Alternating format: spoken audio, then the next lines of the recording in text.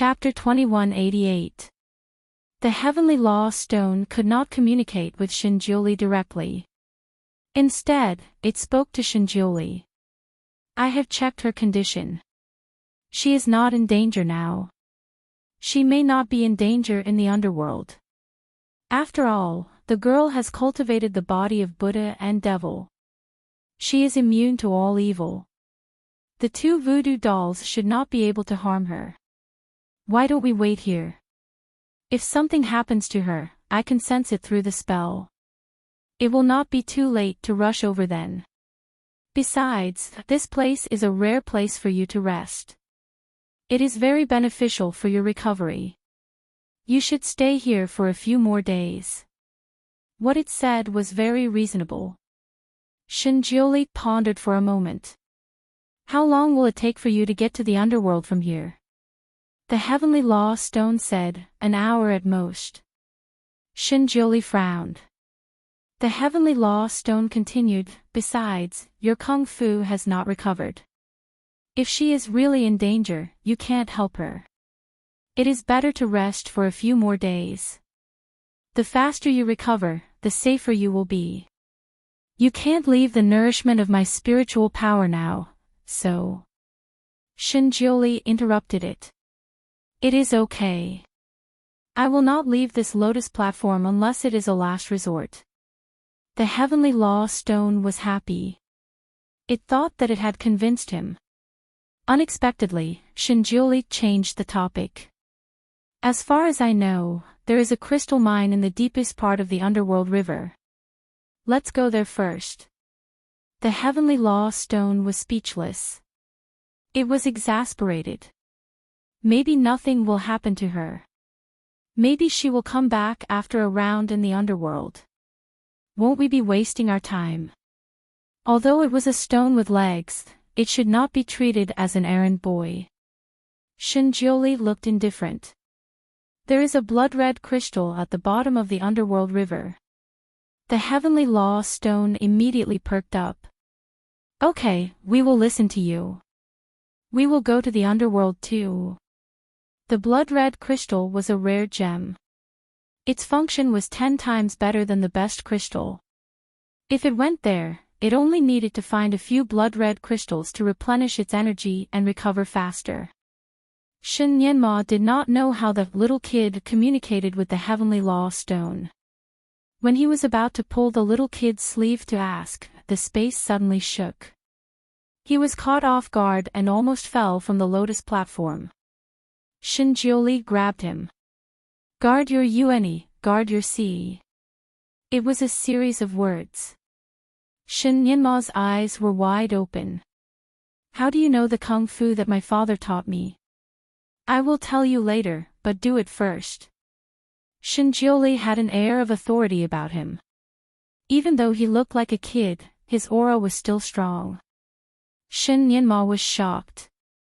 He had a lot of questions in his mind, but at this time, the space was shaking and spinning violently. He felt as if he was an ordinary person sitting in a flying carriage. He was dizzy and had no time to say anything. Following Shinjiuli's instructions, he immediately meditated and focused on his lower abdomen. However, before he could stabilize his body, he suddenly remembered something. We are going to the underworld, right? But I have not told Baizé. It is still waiting for me outside the garden. If they find out that I am missing, they will probably look for me again. Shinjiuli only replied with 2 words. It is okay. He gently pinched his fingers. An invisible ray of light flew out. Baizé was waiting outside the garden, bored. Suddenly, it felt the ground under its feet as if there was an earthquake. It was shocked. Chapter 2189. Baizé was waiting outside the garden in boredom. Suddenly, it felt a tremor under its feet as if there was an earthquake. It was afraid that something bad would happen to little Yanma, so it immediately called out, young master, young master. The tremor disappeared, but the young master did not respond. Baizé was worried and quickly ran into the garden. After looking around, it could not find the young master. It could not help but feel anxious. Occasionally, it looked up and suddenly saw a white light flashing on the rock in front of it. A line of words slowly appeared. I am taking Nianma away. Do not reveal my secret for 10 days. Bai Zai's whole body suddenly trembled. It stared at the rock with its eyes wide open. The Divine Lord. It was the Divine Lord's oracle. God. It was the Divine Lord's oracle. The 8 mythological beasts had been domesticated by the Divine Lord. Naturally, they could recognize his handwriting and style. There was no mistake. Although the line of words only flashed for about 10 seconds and disappeared, it stirred up a strong wave of emotions in Bai Zai's heart. The Divine Lord was reborn. The Divine Lord was reborn. The Divine Lord was reborn. The huge ecstasy almost burned Bai Zai's chest. Bai Zai, who had always been known to be calm among the 8 mythological beasts, almost wanted to scream. It almost floated out of the garden. It bumped into General Manager Heimu. General Manager Heimu heard the noise and came to check. When he saw Bai Zai, he hurriedly asked, "Where is the young master? Why don't I see him? I seem to have heard some strange movements in the garden just now." Bai Zai had always carried out the orders of the Divine Lord. Although he was overjoyed, he did not dare to tell the truth. He vaguely answered, "The young master is in isolation. No one is allowed to disturb him these few days." General Manager Heimu was speechless. He was about to ask where the young master was, but Bai Zai was afraid that he would reveal the news of the Divine Lord's rebirth. It turned around and ran away. It was too happy. Unfortunately, he could not tell anyone such a happy thing. It was so suffocating. General Manager Heimu was a little confused. He scratched his head and wondered what was wrong with this mythological beast. This was the first time he had seen Bai Zai so happy in recent days. In just 3 days, 12 children in the underworld city had gone missing. In total, 36 children had been lost in the underworld city in the past 10 days. This was definitely not a normal phenomenon. The frequency of the children being lost was simply infuriating. For a time, the Netherworld was in a state of panic, and everyone was in danger. The citizens of Nether City went to the government office to petition, asking the government office of Nether City to solve the case as soon as possible, find the culprit who kidnapped the child, and find the child. The Yaman in Nether City was also having a headache. Even the injured Nether King in the Nether Palace heard about this matter and asked about it personally. He even sent some experts to investigate and sent a group of Nether City's Imperial Guards to patrol the city. The soldiers in the city patrolled day and night. The city gate was also strictly checked for outsiders. The inns, rundown temples, restaurants, these places where guests came and went were searched every day. The entire Nether City was in chaos. Even so, it did not reduce the frequency of children being lost. When Ning Xuema came here again, she keenly sensed the unusual atmosphere in Nether City. There were no longer children running around on the streets. The commoners were all in a hurry. The soldiers of the Netherworld patrolled the streets from time to time. The security was much tighter. Since she wanted to investigate privately, she naturally didn't want to expose her identity. Therefore, she still changed her appearance. This time, she didn't use a spell, but a disguise. Chapter 2190. She disguised herself as a middle-aged woman. Her appearance was neither ugly nor handsome. Her face was as pale as the people of the underworld. Her figure was slightly plump, which was very different from her original appearance. Even if she was thrown into a crowd, she wouldn't be picked out. She strolled around the streets and learned about the general situation of the underworld from the people who were gossiping. On the city walls, on the bulletin boards on the streets, there were reward notices from the government everywhere. The reward was to find the missing child and catch the thief who stole the child. The reward was as high as 50,000 taels. It could be seen that the government had put in a lot of effort to solve the case. The government had set up checkpoints all over the city to check the passers-by. They were especially strict with outsiders.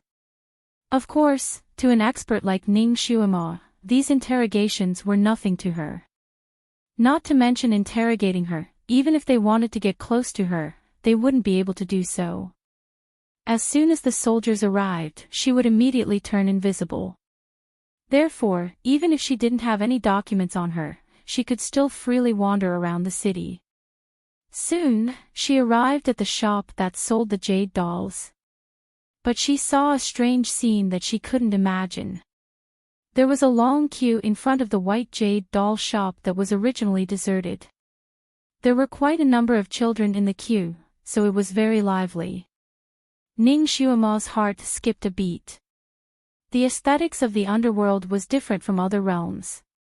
Most of the children's toys here were very bright and colorful. And the white jade dolls sold in this jade shop were very beautiful in Ning Xuema's eyes. But in the eyes of the people of the underworld, they were too thin and didn't conform to the aesthetics of the underworld. Otherwise, they wouldn't have sold them so cheaply a few days ago. There weren't many people who came to buy them. It was so deserted in front of the shop. What was going on this time? She asked an old woman next to her. That person was very talkative. Sister-in-law, you still don't know. The dolls sold by this shop have the effect of protecting children. As long as you buy their white jade dolls, your children won't go missing. So now, all the families with children come here to buy white jade dolls.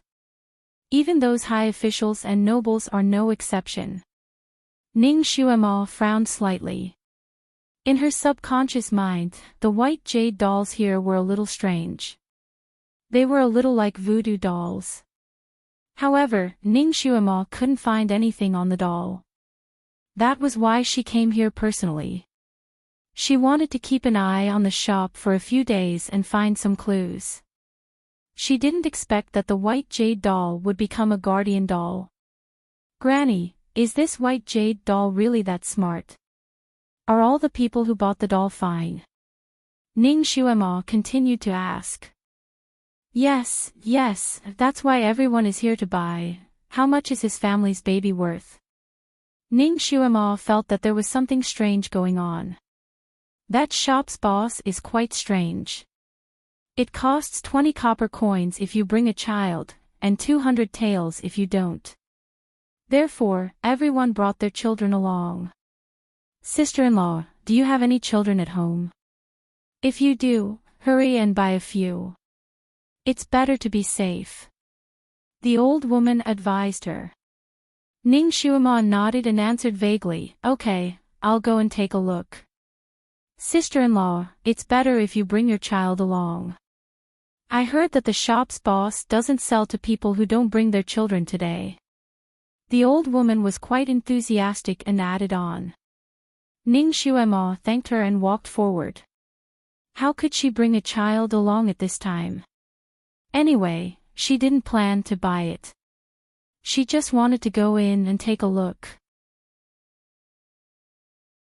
Chapter 2191.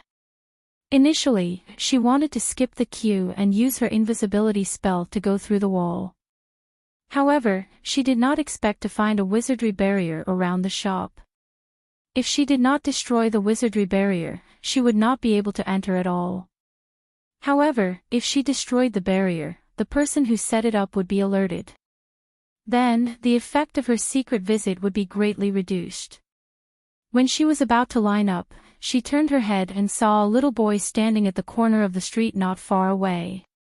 He was dressed in rags and was looking at the children who had already bought the dolls.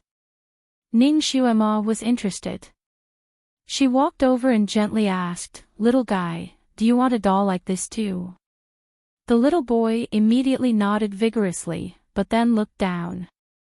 "Yes, but I don't have the money. Ning Xuemo reached out her hand to him. Let's go. I will take you to buy it. Naturally, the little boy would happily agree to this kind of free lunch that fell from the sky. He wanted to put his dirty little paw in Ning Xuemo's hand, but after thinking about it, he ran to the corner of the street. After a while, not only was his face clean, but even his hands were also clean. The little boy was quite handsome after he was clean. He even spoke in a quiet manner. He did not look like a homeless child running around on the street. Instead, he looked like someone from a big family. Every move of his was elegant. The child looked to be about 5 or 6 years old, and he was very sensible. The only drawback was that he was a little skinny and was all skin and bones. When Ning Xuemo saw the child, she thought of little Nianmo. Her heart softened, and she simply bought him new clothes to change into. Although the child was a homeless child, he was not as dirty as the ordinary homeless children. There was only a little dust on his body. When Ning Xuemo bought him a new set of clothes, his eyes lit up. Ning Xuemo asked him to put it on, but the little boy shook his head. I am dirty now. He did not have the heart to dirty the new clothes. This child was extraordinarily sensible. Ning Xuemo looked around and found that the place was very secluded. There were not many people around. She raised her hand and pointed at the child. A faint blue light circled around him. Now, it is okay. The child felt his entire body turn cold. When he lowered his head to look at himself, he realized that he was even cleaner than when he took a shower. He looked at Ning Xuemo with his bright black eyes. Auntie, are you an immortal? Ning Xuemo raised her head and patted his head. It's just a little spell. Good girl, go and change. The child nodded heavily and immediately ran to a secluded place to change. A moment later, she came out. She was as beautiful as a fairy child in a painting, looking like a completely different person. As the saying goes, clothes make the man, and Buddha makes the man. Now that the child was wearing such a small robe, he looked completely different from before. Ning Xuemo didn't expect that she would be able to find such a treasure just by randomly grabbing him on the street. Her fondness for this child increased a little. She simply led him to a restaurant and had a good meal. The child looked very hungry, but when he ate, he took small bites like a little gentleman. Ning Xuemo thought of her son again. She wondered what the little guy was doing now. Was he obediently staying in Imo Palace? She took out the directed audio spell and wanted to talk to her son. When she lowered her head, she saw that the child was looking at her with a pair of clear black and white eyes. One of his little hands was holding the corner of her clothes, as if he was afraid of being abandoned. Ning Xuemo's heart couldn't help but be moved. Taking advantage of the situation, she took the child's small hand and secretly examined his chi meridians and bones. Chapter 2192. Her heart skipped a beat. She held the child's little hand and secretly checked his chi. Her eyes lit up. The child's chi was excellent. He was a good candidate for practicing martial arts. If she brought him back to Imo Palace and trained him well, she might be able to cultivate him into an excellent general. Moreover, he was about the same age as little Nianmo. He could be little Nianmo's playmate. The child was still too lonely in Imo Palace. It would be better to have a playmate. She secretly calculated in her heart as she led the child to the jade shop while chatting with him. In a few words, she managed to get some information about his past. The child did not come from a rich family. Instead, he came from a declining scholarly family. His parents died when he was 4 years old. His uncle and aunt took over the family property and drove him out. For the past 2 years, he had been wandering around. He was hungry and full. After he finished talking about his own matters, his little hand carefully pulled on Ning Xuemo's lapel. "Aunt, can little Chin follow you? I can do anything. I will not eat for free." Chin. Ning Xuemo subconsciously understood the word Chin. Which two words? Shao as in big, Chen as in dust. Father said that the lives of poor people like us are as cheap as dust. It will be gone with a pat. Little Chen sounded a little sad. What a disappointing name. Ning Xuemo pondered for a moment. You will be called Shaoqin from now on. Shao as in daybreak, Chen as in morning. A child like you should be full of vitality like the morning. The child's eyes lit up again. Okay. I will be called Shaoqin from now on. Thank you for giving me a name. Can Shaoqin follow Auntie in the future? Ning Xuemo paused for a moment and smiled. I am busy. If you are willing, I will arrange a good place for you. The child's eyes were shining. He pulled Ning Xuemo's sleeve even tighter. I am willing. I am willing. The adult and the child joined the queue to buy the white jade dolls. Ning Xuemo paid attention to the children who came out with the dolls. Every child was in high spirits. Although the dolls they were holding were all different, every one of them was extremely beautiful. Ning Xuemo had been waiting in line for a while, and she had already seen 20 to 30 children holding their dolls with satisfaction. At the rate he's selling, how many can he sell in a day? This kind of doll was carved with exquisite craftsmanship. Under normal circumstances, it would take at least 3 to 4 days to carve a doll like this. However, this place seemed to be doing wholesale. How many of these dolls did that boss accumulate? Not to mention the wages, just the jade materials alone would cost a few dozen taels of silver. If he sold them like this, wouldn't he go bankrupt? Even his pants. If what he did before was a marketing tactic, then there must be something fishy about him doing business like this now that it was so popular. There must be something fishy going on. This person did this either because he had too much money at home and was running out of money to do charity, or he had other motives. This shop owner didn't seem like someone with a lot of money. Last time, she smelled a kind of loafer on him. Not only was his shop shabby, but his clothes were also very ordinary. Therefore, the possibility of him running out to burn money was very small. If this was ruled out, then he must have other motives. But what exactly was he after? Anyone who bought the white jade dolls would be fine. It did sound like a protective doll. No wonder the people were rushing like ducks and lining up here. Chapter 2193.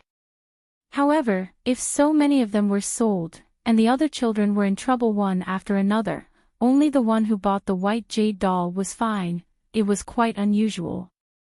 Ning Xuemo felt bored while waiting in line, so she chatted with a woman beside her. The shop owner's business is really booming. How many of these dolls has he sold these days? The woman liked to gossip. At least a few thousand. It has been so popular for nearly 3 days, and he sells them very fast. Customers are not allowed to pick and choose anymore.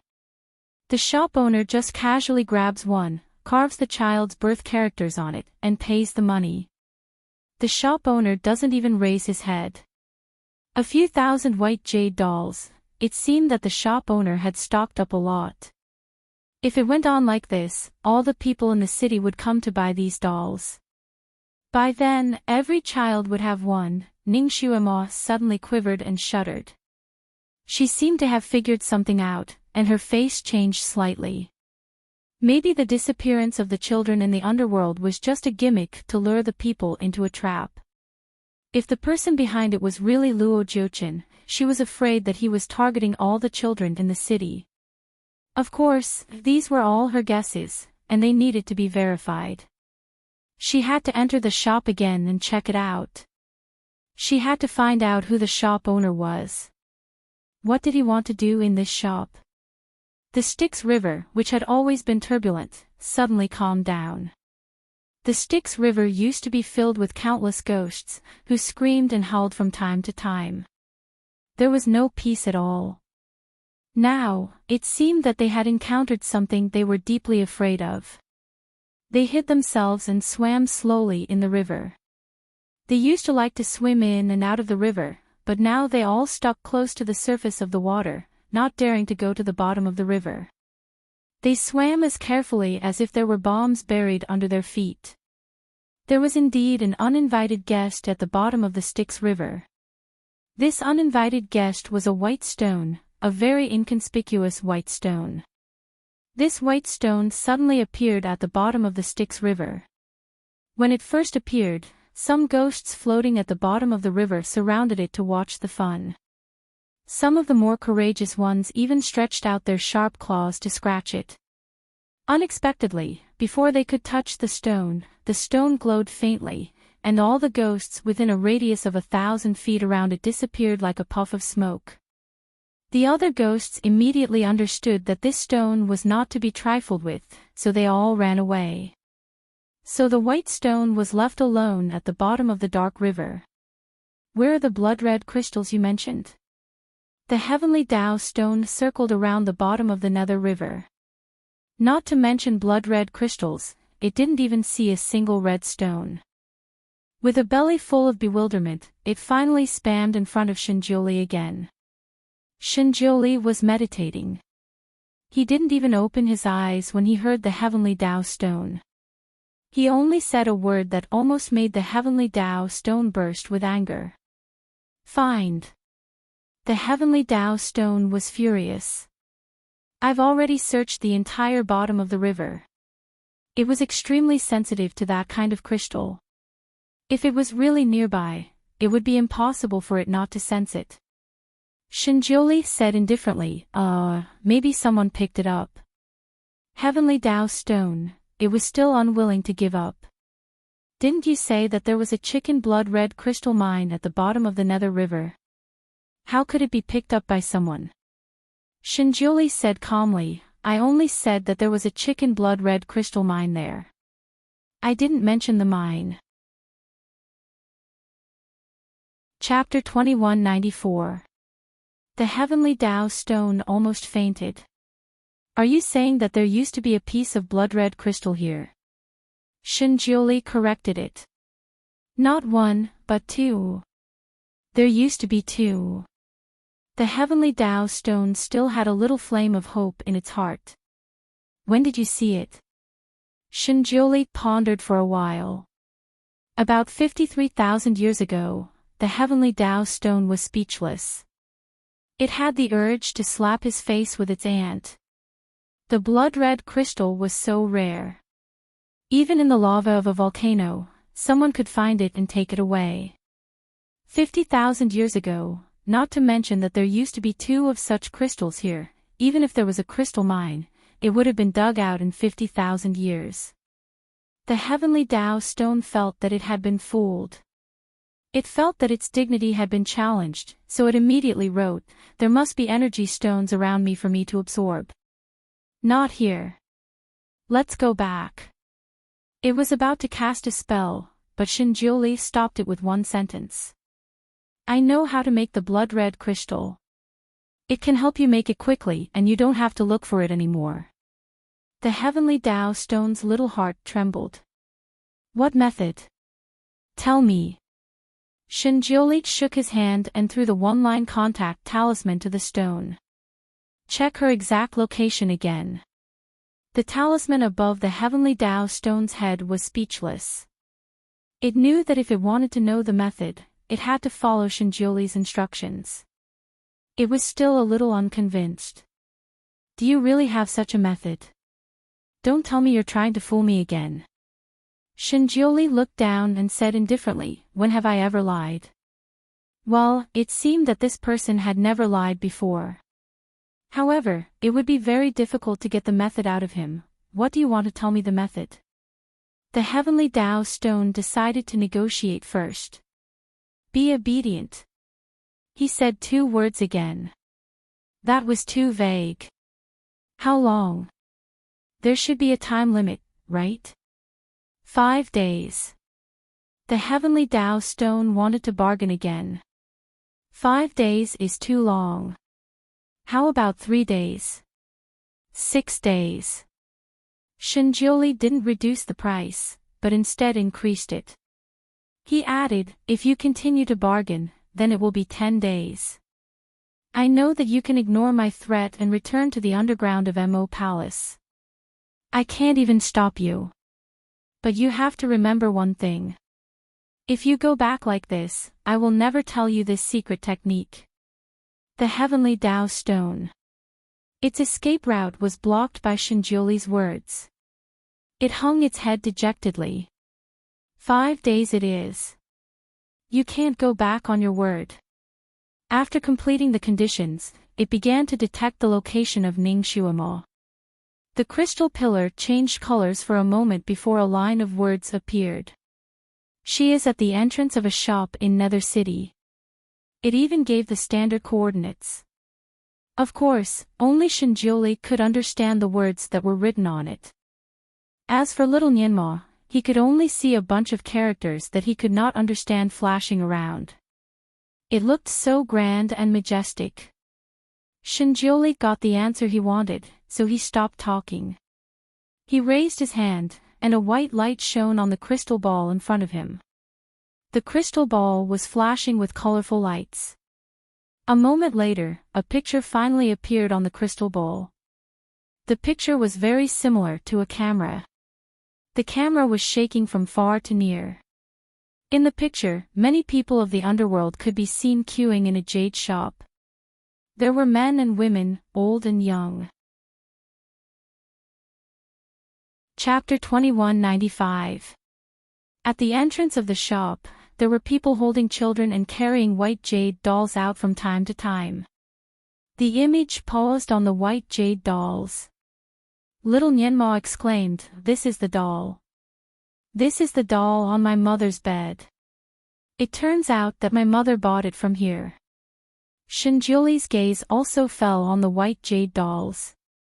He looked very carefully and could even see the feet from the top of the head. Although he remained calm on the surface, there was a flash of surprise in his eyes. He turned the image around and looked at a few white jade dolls. These dolls were of different shapes, and each doll had a different appearance.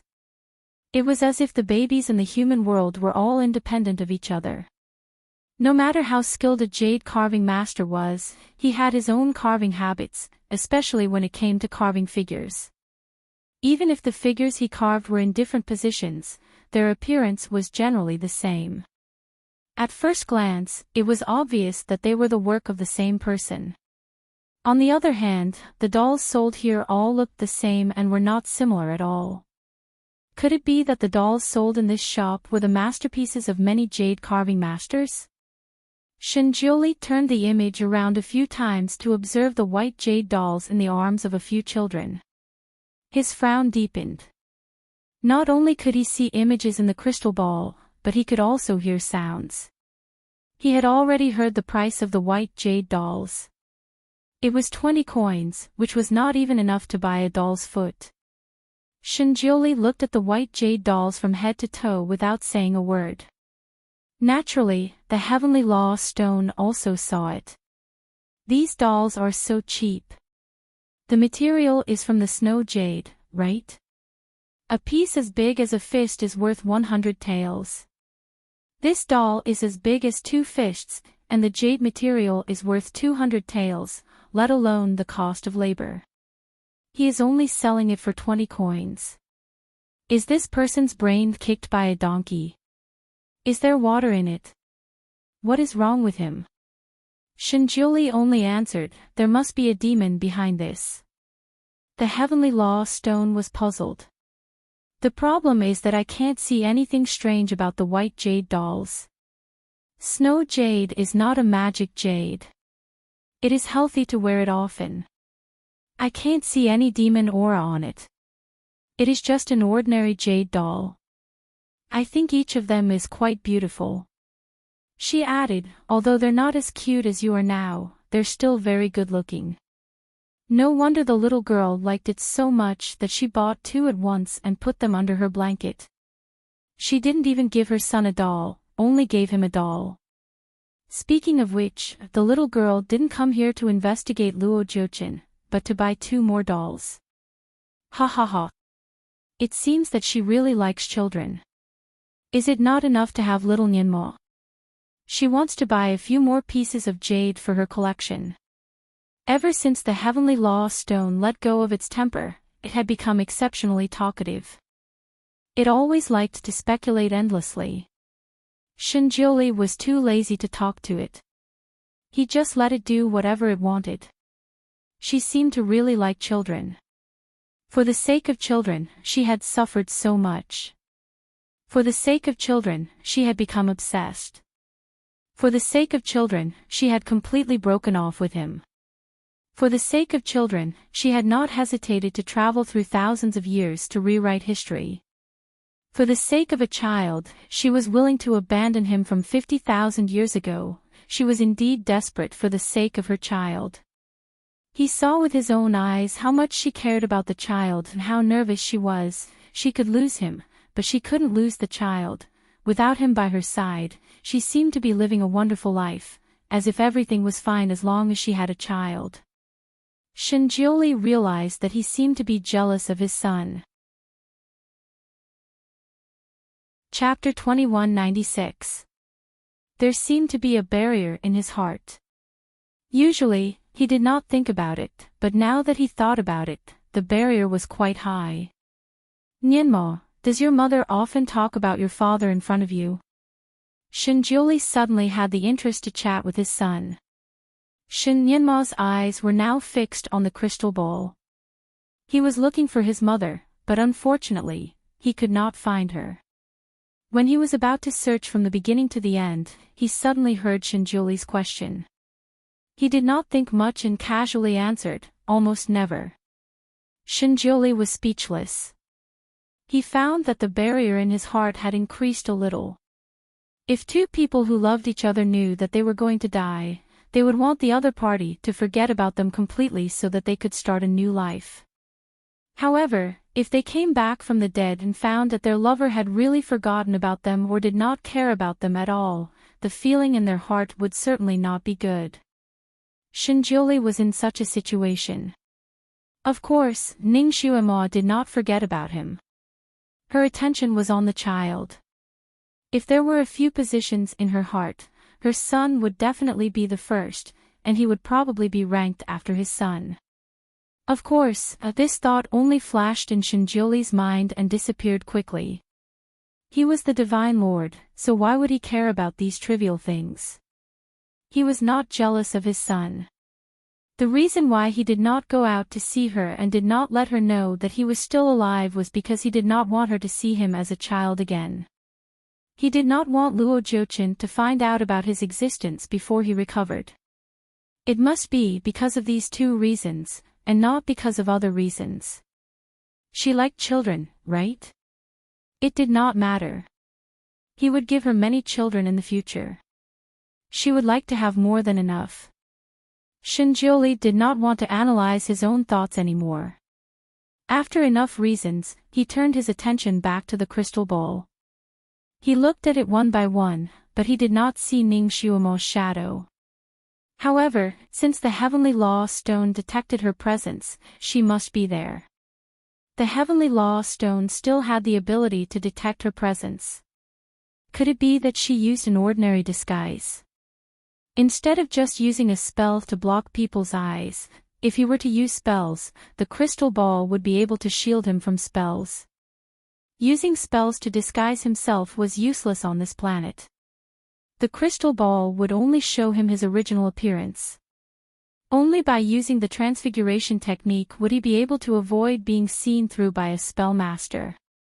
Where is my mother? Is my mother here? Shin Nianmo looked around the crystal ball, but he could not find the person he was looking for. Shinjiuli did not say anything.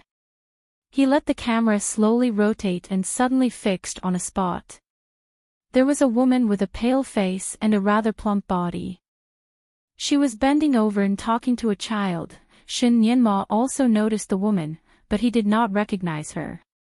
He raised his hand and shook Shinjuli's arm. Hey, don't just look at this. Look elsewhere. Shinjuli said indifferently, if I'm not mistaken, this is your mother. She's disguised herself. Ah. Shin Nyenma's slightly opened mouth could almost stuff a pigeon egg into it. He took a closer look at the woman and could not help but raise his hand to rub his eyes. But this person does not look like my mother at all. My mother is 1,000 times prettier than her. No, 10,000 times prettier. This person has a big waist. Shinjuli was speechless. She's disguised herself. She was willing to destroy her image for the sake of investigating the case. Chapter 2197. Shin Nyenma stared at the woman for a long time and could barely recognize his mother's face. He murmured, "Mother's disguise is amazing." Then, he looked at Shinjuli and felt even more strange. This is strange. How do you know my mother? How can you recognize her when she is in disguise? Did you know my mother? It was more than just knowing her. As for being able to recognize her, how could he not recognize the woman who had been with him for 3 lifetimes? Even if she was burned to ashes, he would still be able to recognize her bones. However, he could not tell his son the truth, so Shinjuli said mysteriously, I am an immortal. The subtext was that immortals knew everything. After all, Shin Nyenma was still young. Shinjuli only needed to say one sentence to dispel his doubts. Sure enough, he did not dwell on the question anymore. His attention was soon attracted by other things. He saw his mother talking to another child in the crystal bowl. She even held the child's hand to buy new clothes for him and went to a restaurant. Little Nyenma's little face was getting darker, and his little mouth was tighter. These days, his mother had been very busy. It had been a long time since she held his hand to go shopping. Now, she was holding another child's hand. Shinjuli's eyes also fell on the child who was holding Ningxiuma's hand. He had never shown his emotions. Even when he looked like a little boy, he did not show any emotion. No one could guess what was on his mind at the moment. The heavenly law stone was gloating. It seems that she really likes children. She can find one on the street. Shinjuli did not speak. His eyes were still on the child. The heavenly law stone also looked at the child for a moment. Is the child okay? I can't see anything wrong with him. He is just an ordinary child. The more little Nyenma looked at the child, the more impatient he became. He stood up and said, I want to find my mother. He wanted his mother to hold his hand and not the child's hand. Shinjuli did not even look at his jealous son. He only said, a real man should plan before acting. Being impulsive is the behavior of a reckless man. Little Nyenma looked at him with his eyes wide open. Do you mean that it is inappropriate for me to go out now? Shinjuli said leisurely, if you go out now, you'll disrupt her plan. Let's wait and see. Little Nyenma was not convinced. But she is holding the child. Children should always be protected. Any child would not be happy to see their parents holding another child. Although little Nyenma was the son of the celestial god and the great devil, he was no exception. Don't worry, he won't steal your position. Your mother puts you first, and no one can replace you. Shinjuli seemed to be comforting his son. A line of words appeared on the heavenly Tao stone. Why do I feel like you're jealous? You aren't jealous of your son, are you? Shinjuli couldn't be bothered with the heavenly Tao stone, the emperor of truth. He continued to use the crystal to monitor Ningxiuma's situation. While he was looking, he suddenly realized that little Nyenma was looking at him strangely. Why are you looking at me?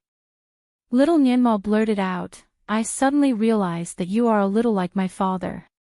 It was earth-shattering. After a row of exclamation marks appeared on the heavenly Tao stone, another sentence appeared. Amazing. He recognized you. He can still recognize you even when you look like this. Shinjuli's expression did not change. He looked at his son with a faint smile. Ha! Little Nyenma scratched his head. You look a little like my father, and you have the same temper. When you talked to me just now, you looked even more like him. Chapter 2198. Shinjuli's expression did not change. He even smiled and said, "It seems like we are destined to be together. Since you feel that I am your father, you can just call me father." Although he did not want to acknowledge his son for the time being, he did not feel comfortable being fed by the little guy all the time. It was not a bad idea to take the opportunity to persuade him to call him father. Little Nyenma glared at him. You are taking advantage of me. We are about the same age. We are good friends. Good brothers. Shinjuli was speechless. The heavenly law stone laughed. Ha ha ha. Good brothers. Shinjuli had an illusion that he had shot himself in the foot. He did not want to talk to his rebellious son anymore. He turned his eyes back to the crystal ball and saw Ning Xuema holding the hand of the child named Xiaoqin finally walking into the shop. The shop was still the same. The layout inside was still the same. Even the black rafters on the roof were still there. The white jade dolls on the shelves were dazzling. It was no different from the last time Ning Xuema was here. As for the shop owner, he was still the same person. Although the business was booming, he still looked as if someone owed him 8 million taels of silver. After selling so many dolls, it was obvious that he was like an assembly line. Ning Xuema brought the child in. He held a white jade doll in one hand and a carving knife in the other. Without even lifting his head, he asked, "Birth date and 8 characters." Ning Xuema laughed. "Oh, you have so many dolls here. Let us choose one ourselves." "You can't choose." The man did not have any intention to bend the rules. "Tell me the child's birth characters." His voice was harsh. It seemed that if Ning Xuema did not tell him, he would chase Ning Xuema and her son out. "Why are you so fierce when doing business? There are so many dolls. You should at least choose one that suits your eyes, right?" Ning Xuema did not care about his attitude and began to walk in front of the shelves. The father and son who had been watching all this through the crystal ball also took the opportunity to see the layout of the shop. Mother brought back those 2 dolls. Why are there 2 identical dolls on the shelf? Little Nyenma pointed at the 2 dolls on the shelf. Shinjuli's gaze also fell on the 2 dolls. Sure enough, one was a red dudu while the other was a blue dudu. Both of them were full of life. He asked Little Nyenma, "Is it really the same?" Little Nyenma nodded. "Yes. I've studied those 2 dolls, and I remember them very clearly. Their expressions and movements are exactly the same." Shinjuli narrowed his eyes and spat out 3 words, "Rebirth technique." Little Nyenma was confused. "Ha!"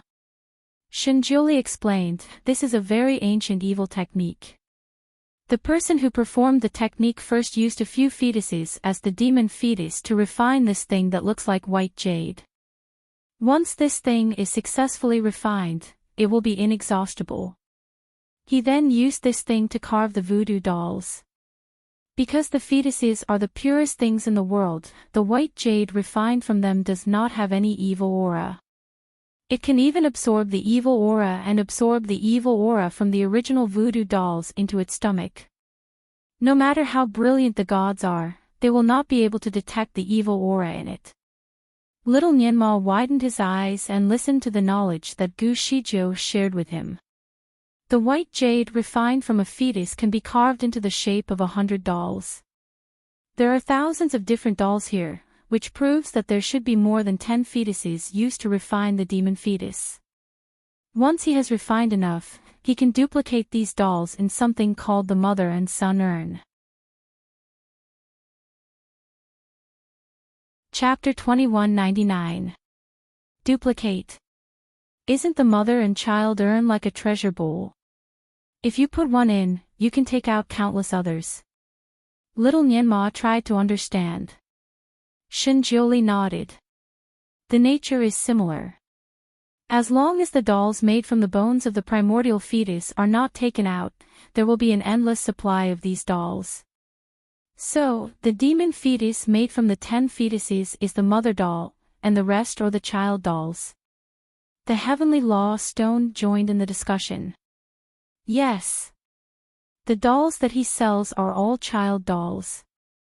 These child dolls are evil. Even if you hold it in your hand, you will not be able to see anything. However, it will gradually control the mind of the children whose birth characters are written on it. The person who made this kind of doll can use the mother doll to control these children and make them work for him. The person who made this magic is trying to control the rhythm of the children in the city. The Heavenly Law Stone could not figure it out. If the person behind this is Luo Jiuchen, why does he want to control so many children? Does he want them to fight for him? What can a group of children do? Shinjioli interrupted it and said, he does not want to control these children. He wants to do something to them. If I am not wrong, he wants to use the lives of all the children in the city to make something. The Heavenly Law Stone was speechless. That bastard is so evil. Shinjioli closed his eyes slightly and said coldly, 50,000 years ago, he did not want to be possessed by the devil, so he dared to encourage Miao Fan to make the sorcery. Now that he is completely possessed by the devil, he can do whatever he wants. Miao Fan's foundation is weak, but he still created such a disaster.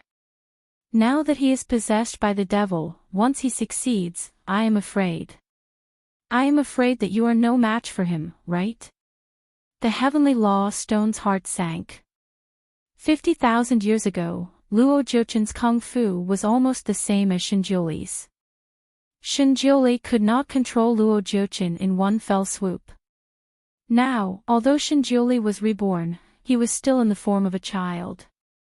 It was unknown whether his kung fu could be restored immediately after he returned to his human form. Even if it could be restored, it could only be restored to the previous level. Luo Jiuchen's kung fu had improved a lot.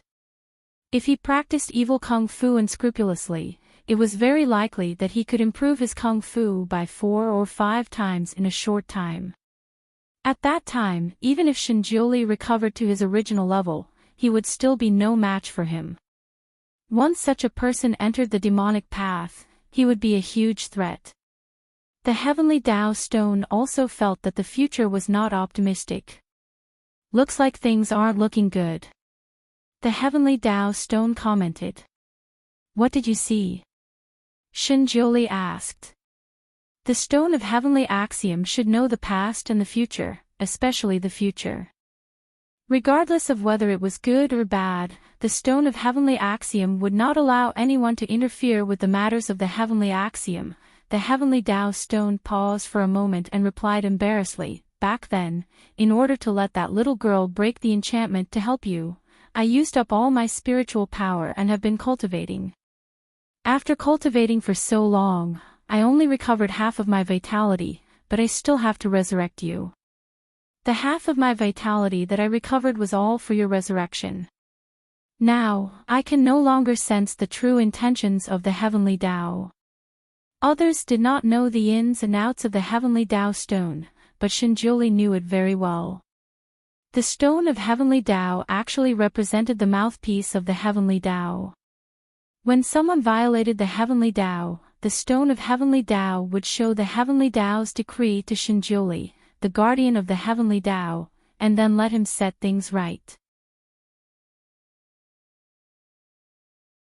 Chapter 2200. Now that the heavenly law stone did not have enough power, it could not sense the heavenly laws. Naturally, it could not predict the future. The more the heavenly law stone thought about it, the more pessimistic it became. Are we going to be destroyed again? If we allow Luo Jiuqin to grow, I am afraid that he will treat all 6 worlds as his toys. Shinjiuli replied calmly, "Do you think I am dead?" The heavenly law stone answered, "I am not trying to discourage you, but if he succeeds in practicing the evil art, you will not be able to defeat him." Shinjiuli replied calmly, "Then, let's not let him succeed. How can we stop him?" The heavenly law stone did not know where to start. Look at these people. He has sold at least a few thousand of these voodoo dolls. Shinjiuli narrowed his eyes and said, "There is only one way. We have to destroy this shop and the mother-son urn." Just as he said this, he heard a series of crashing sounds coming from the crystal. Little Nianma, who had been staring at the crystal, shouted, "Mother is so aggressive. Destroy his shop." Shinjiuli was speechless. His eyes flashed with a flash of light. Although his Shuama did not know the origin of the voodoo dolls, she had the same idea as him. What a smart girl. Ning Shuama was indeed destroying the shop. The reason was that the shop owner did not allow her to choose the dolls and even chased her out. However, she insisted on choosing the dolls. When she was chased out, she was furious. How can you not allow people to choose the dolls? This is so annoying. I am going to destroy this place. Therefore, she did not wait for the shop owner to respond. She picked up a stick from nowhere and attacked the wooden shelf with it. Her strength was not the strength of an ordinary person. Her movements were so fast that the shop owner did not have time to react. When the shop owner came to stop her, the white jade dolls on the shelf had already fallen to the ground like rain and were smashed into pieces. Xiaochen curled up in a corner, biting her finger as she stared with her mouth agape. The shop owner rushed over to stop her, but Ning Shuama seemed to be in the mood to fight. She waved the stick in her hand like Sun Wukong's golden cudgel. Not only did she destroy all the dolls in the shop, even the shop owner who tried to stop her was hit several times. By the time the people outside heard the commotion inside and rushed in to stop them, there was not a single complete white jade doll left in the store. The citizens of Nether City had already treated the shop owner as the only straw that could save the lives of their dolls. Seeing this scene, those who had yet to buy their dolls were naturally enraged and rushed forward to capture Ning Shuama. Those people were just ordinary people. Although they had some strength, wanting to capture Ning Shuama was just a fool's dream. Ning Shuama dodged left and right inside the store, rampaging about.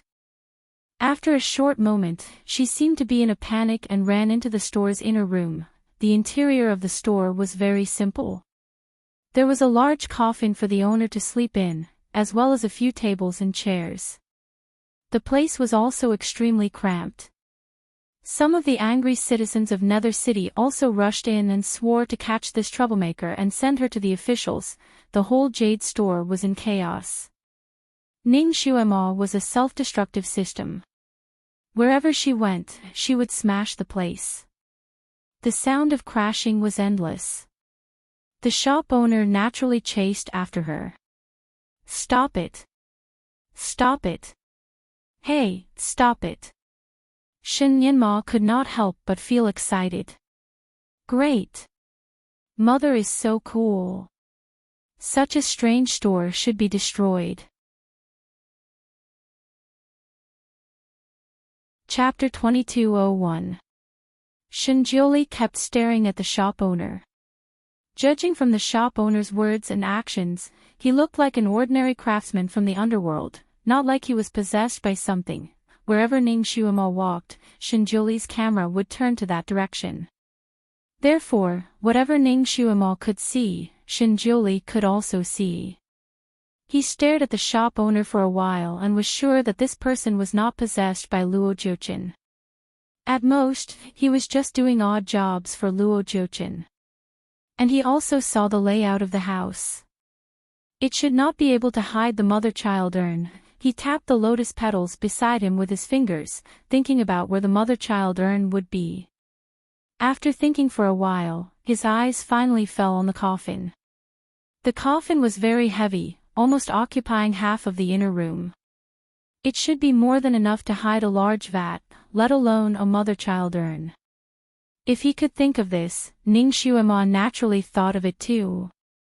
Because she had been here before, she found more suspicious things. Although the shop owner was still the same shop owner, his temperament seemed to have changed, as if he had changed into another person. Ning Xuema herself had reincarnated several times, so she was most familiar with this. Therefore, the first thing she thought of was that the shop owner in front of her had been possessed before. And the white jade dolls here were even more strange. People in this era would not mass-produce the same thing, especially jade, which was particular about the shape of each jade. But the dolls here were like replicas. Some of them were exactly the same as the previous one. And the dolls did not even change their gestures. She didn't know how many times she had studied the two dolls she had chosen, so she naturally remembered their appearance by heart. She remembered that one of the dolls had a piece of flesh missing from its finger. She did not expect that the same doll she found again had the same defect on their fingers, and even the size was exactly the same. Obviously, they were made from the same mold. Because there were too many types of dolls, Ning Xuema did not notice this when she first came in a few days ago. Now that she had noticed it, she would not let it go.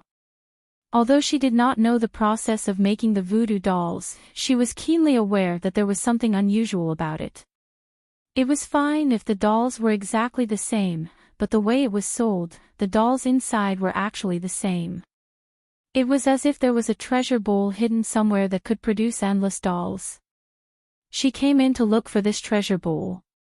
She seemed to be running up and down in panic, but in fact, she had been looking for all suspicious places. Her eyes quickly fell on the coffin. She had seen the shop owner sleeping in it before, so she did not look carefully. Now that she saw the coffin's lid, the coffin's lid, almost hit the shop owner's head. The innkeeper hurriedly took a step back. Ning Xuema had already turned the coffin upside down. There was only a quilt bedding in the coffin, there was nothing else suspicious.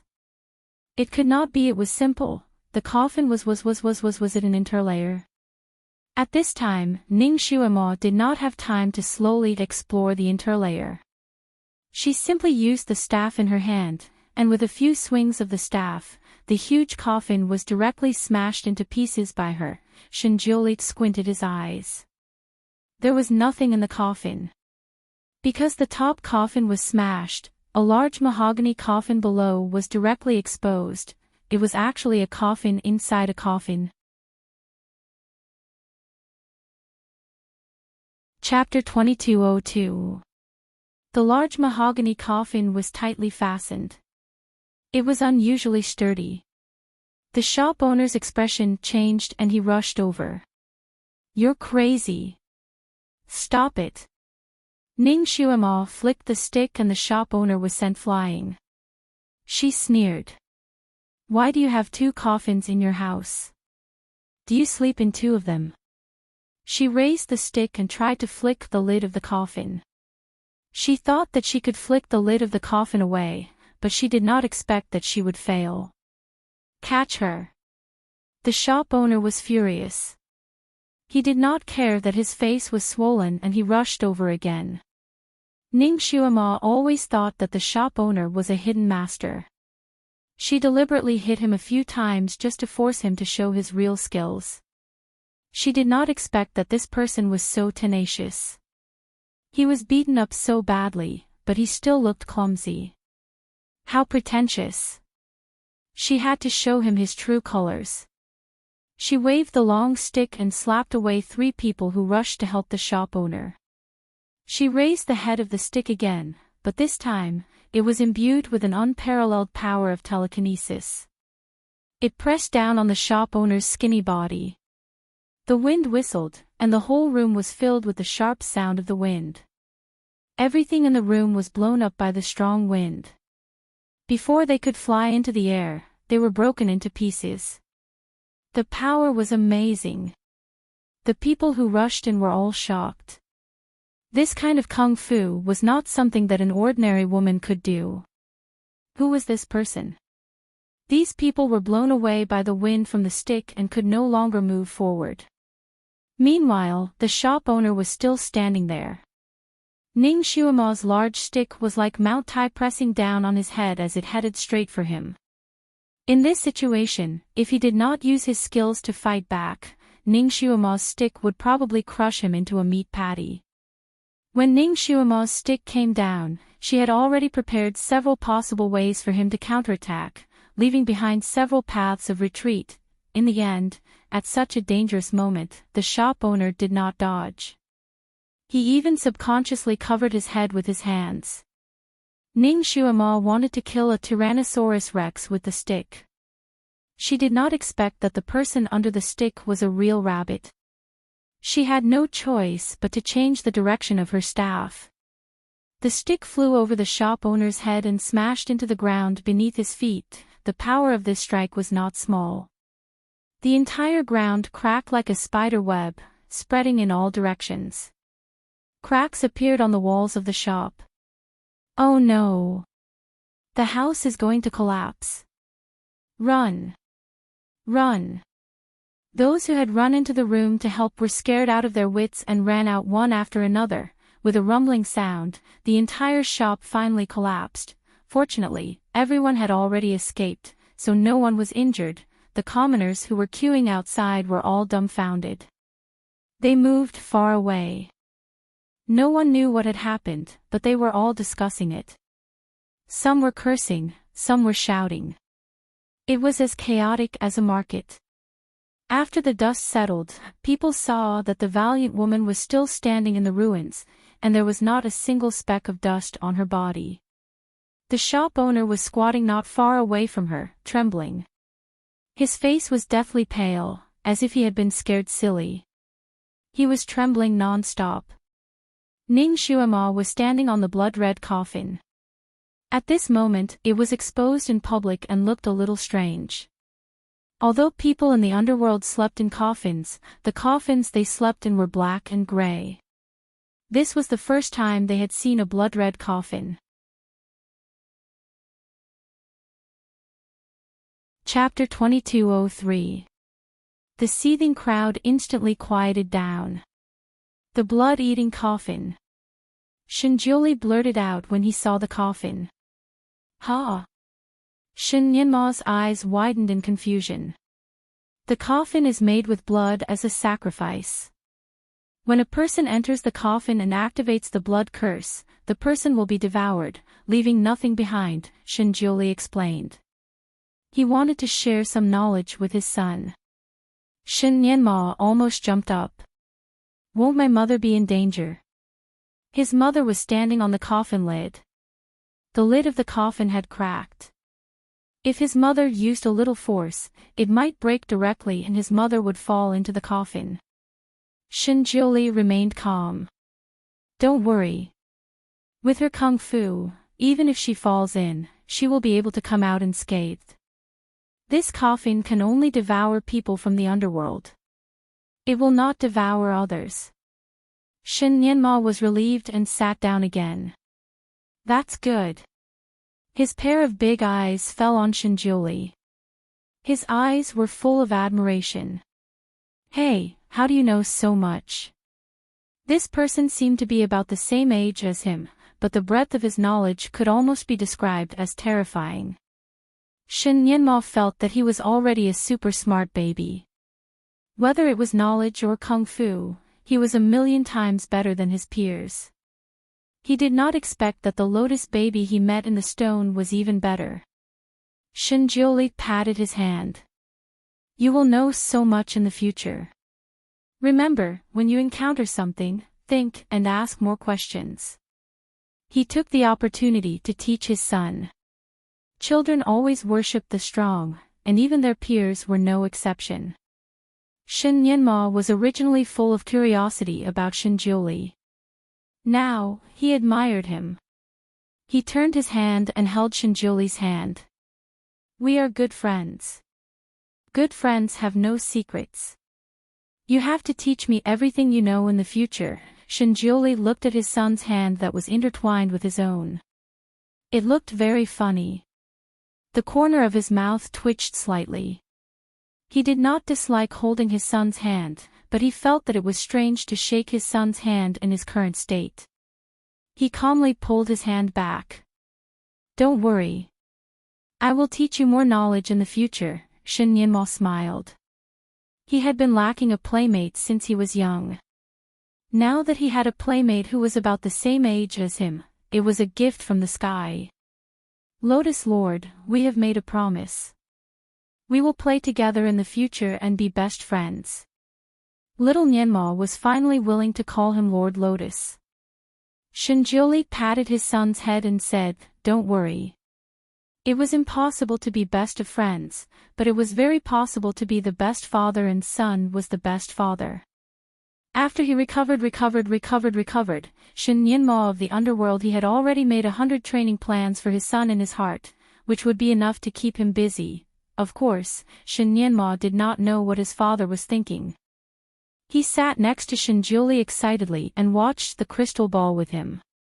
In the crystal ball, the situation on Ning Xuema's side had changed again. She had smashed the shop and caused such a huge commotion that it naturally alerted the patrolling soldiers on the street. A team of about 200 Netherworld soldiers, led by a small leader, barged into the scene. What's going on? What happened? Who is the troublemaker? The arrival of the soldiers finally brought the people back to their senses. In an instant, the crowd was agitated and began to complain about Ning Xuema's crazy behavior of smashing the shop. Chapter 2204. There was a lot of noise at the scene. Sir, this crazy woman destroyed the jade shop.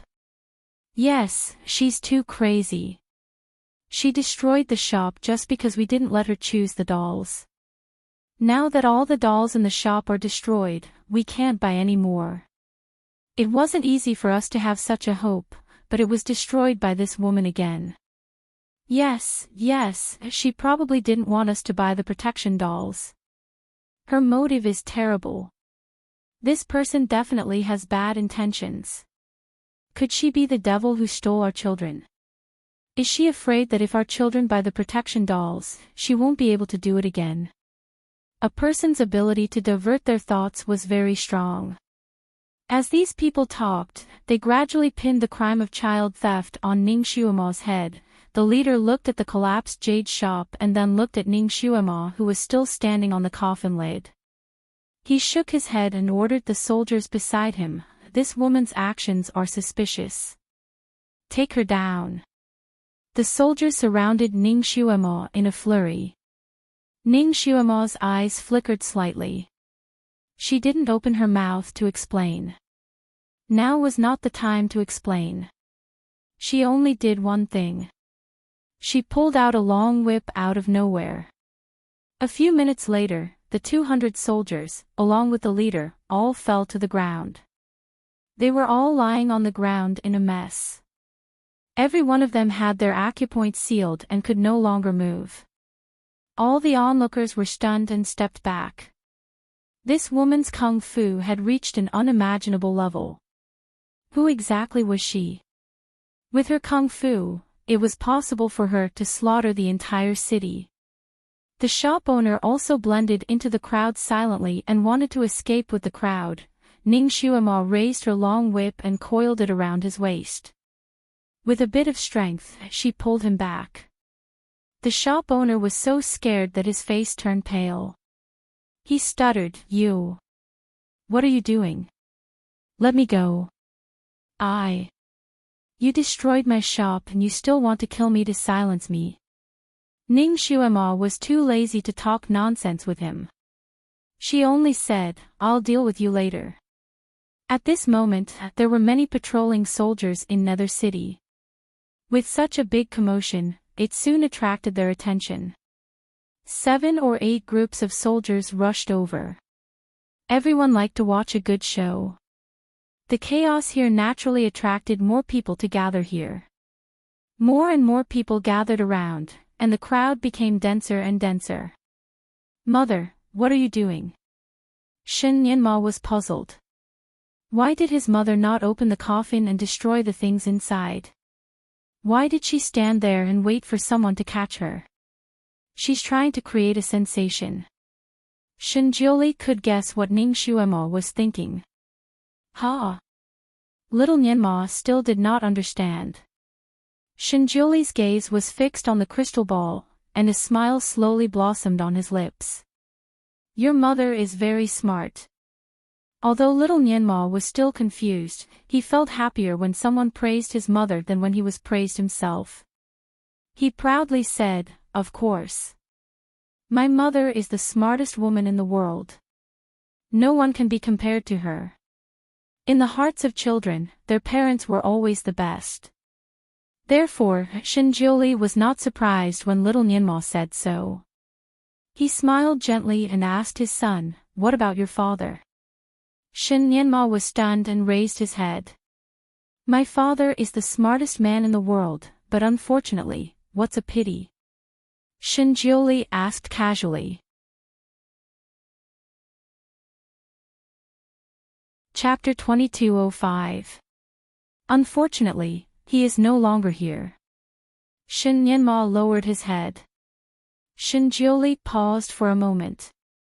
"Didn't you say that he will come back? Perhaps he will come back soon and return to you and your mother."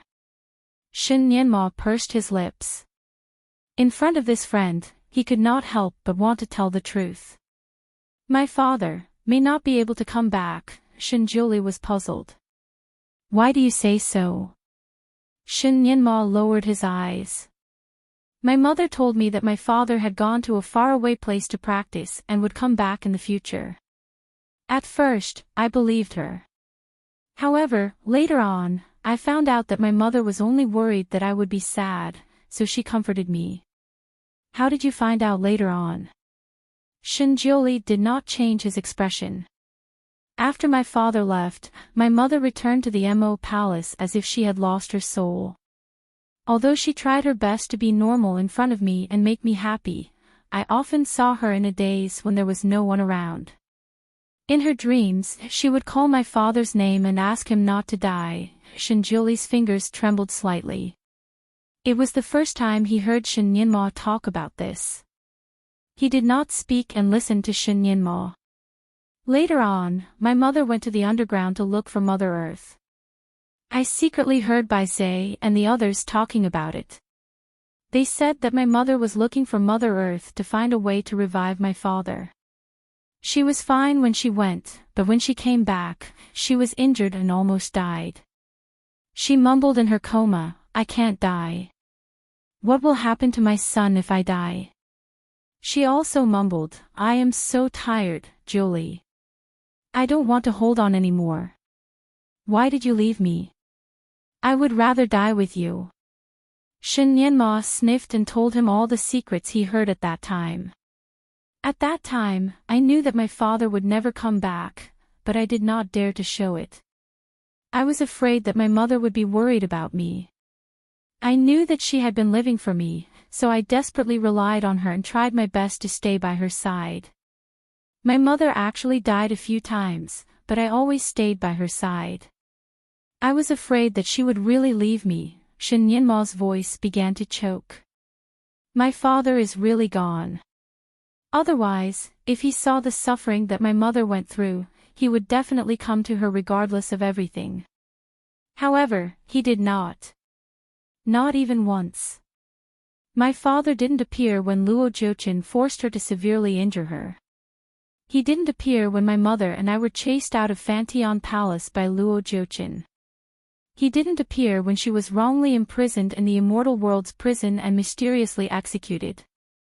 He didn't appear when I was almost killed by the Celestial Emperor and the Four Realms. My father once said that my mother and I were the most important people in his life, but our lives were hanging by a thread several times, and my father didn't appear. Shinjuli's face turned slightly pale. He didn't know that Shuema and his son had suffered so much after his death. He also finally understood the main reason why Ning Shuema desperately wanted to come back after transmigrating. His fingers slowly clenched. The Sky Emperor and Luo Jiuqin, he would make these two pay with their blood. Little Nianma continued, therefore, my father must be dead. If he is not dead, how can he leave me and my mother behind? How can he bear to see both of us being bullied? He is an idiot. Shinjuoli sighed as an evaluation of his past. Little Nianma did not want to accept it. He could blame his father, but he would not allow others to say anything. Chapter 2206. He suddenly jumped up. You are the idiot. You are not allowed to scold my father. Shinjuoli was speechless. The heavenly law stone could not help but laugh again. Shinjuoli glanced at it coldly, and the heavenly law stone could not help but tremble. It was not convinced. Why are you looking at me? Idiot! Help me recover as soon as possible. The heavenly law stone was speechless. You are the idiot, right? Not only did you scold yourself, but you also let your son scold you. The heavenly law stone muttered in its heart, but it was still very happy. In the last time when they sealed Zisha, Shinjuoli used the power of his soul to completely purify Zisha. He was dead, and there was no hope for him to be resurrected. At that time, the heavenly law stone was very worried. It was afraid that it would break its promise to Ning Shuema. It did not expect that at the moment when Ning Shuema was reborn here, it could capture the complete soul of Shinjuoli. The absorption ability of this soul was unusually strong. The heavenly law stone used its own supreme spiritual power to nourish it.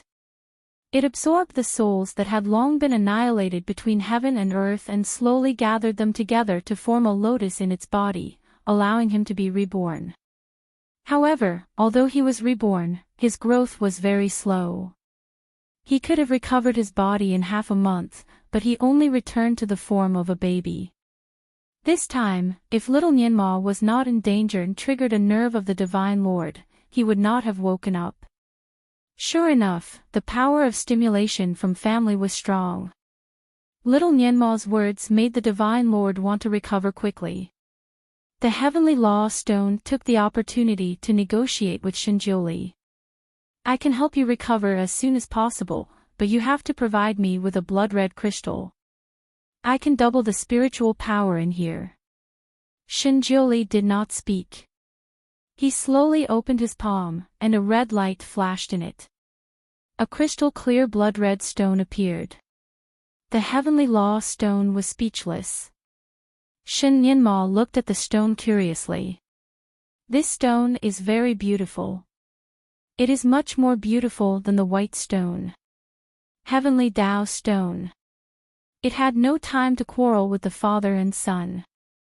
With a little force, the blood-red stone flew directly from Shinjuoli's hand and landed on a crystal. Then, the color of the blood-red stone faded at a speed visible to the naked eye. In the end, it was reduced to dust. The crystal in the crystal cave seemed to have absorbed enough energy. Its color became brighter, and the light waves inside it flickered even more intensely. Even Shin Nianma could feel the surge of energy inside. Shinjuoli glanced at the image displayed on the crystal bowl. Ning Shuema was still standing on the coffin. Around her, the soldiers were lying on the ground. The rest who could still stand were hiding far away, not daring to come close. More and more soldiers arrived, and the titles of the generals leading them also increased. All the citizens of Nether City were alarmed by this incident. People were jostling as they rushed over. Looking from the crystal ball, they saw a sea of black heads. After Ning Shuema defeated a large number of soldiers from the underworld, most of them did not dare to come forward. They only stood at a distance and shouted. Ning Xuema did not explain. She only said one sentence, "Go and ask your King Yama to come here." When she first said this sentence, the leading soldiers laughed loudly at her. They laughed at her for not knowing her own strength and wanting to see King Yama without knowing her own strength. Then, the leading soldier insisted that Ning Xuema was the thief who stole the child. He ordered the soldiers to shoot arrows as if he wanted to turn her into a hedgehog.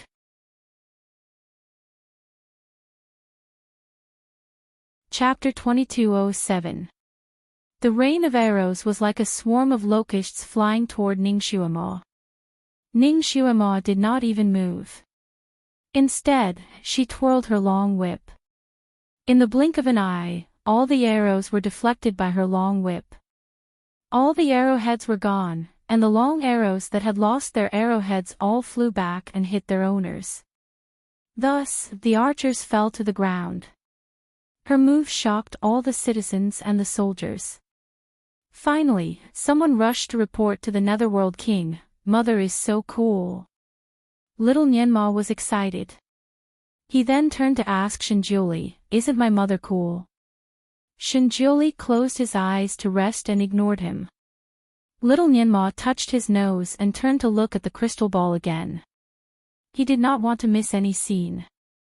Perhaps because they had been together for a long time, little Nyenma did not notice that his companion had grown taller. Dark clouds were surging in the distance, and a shout came from afar.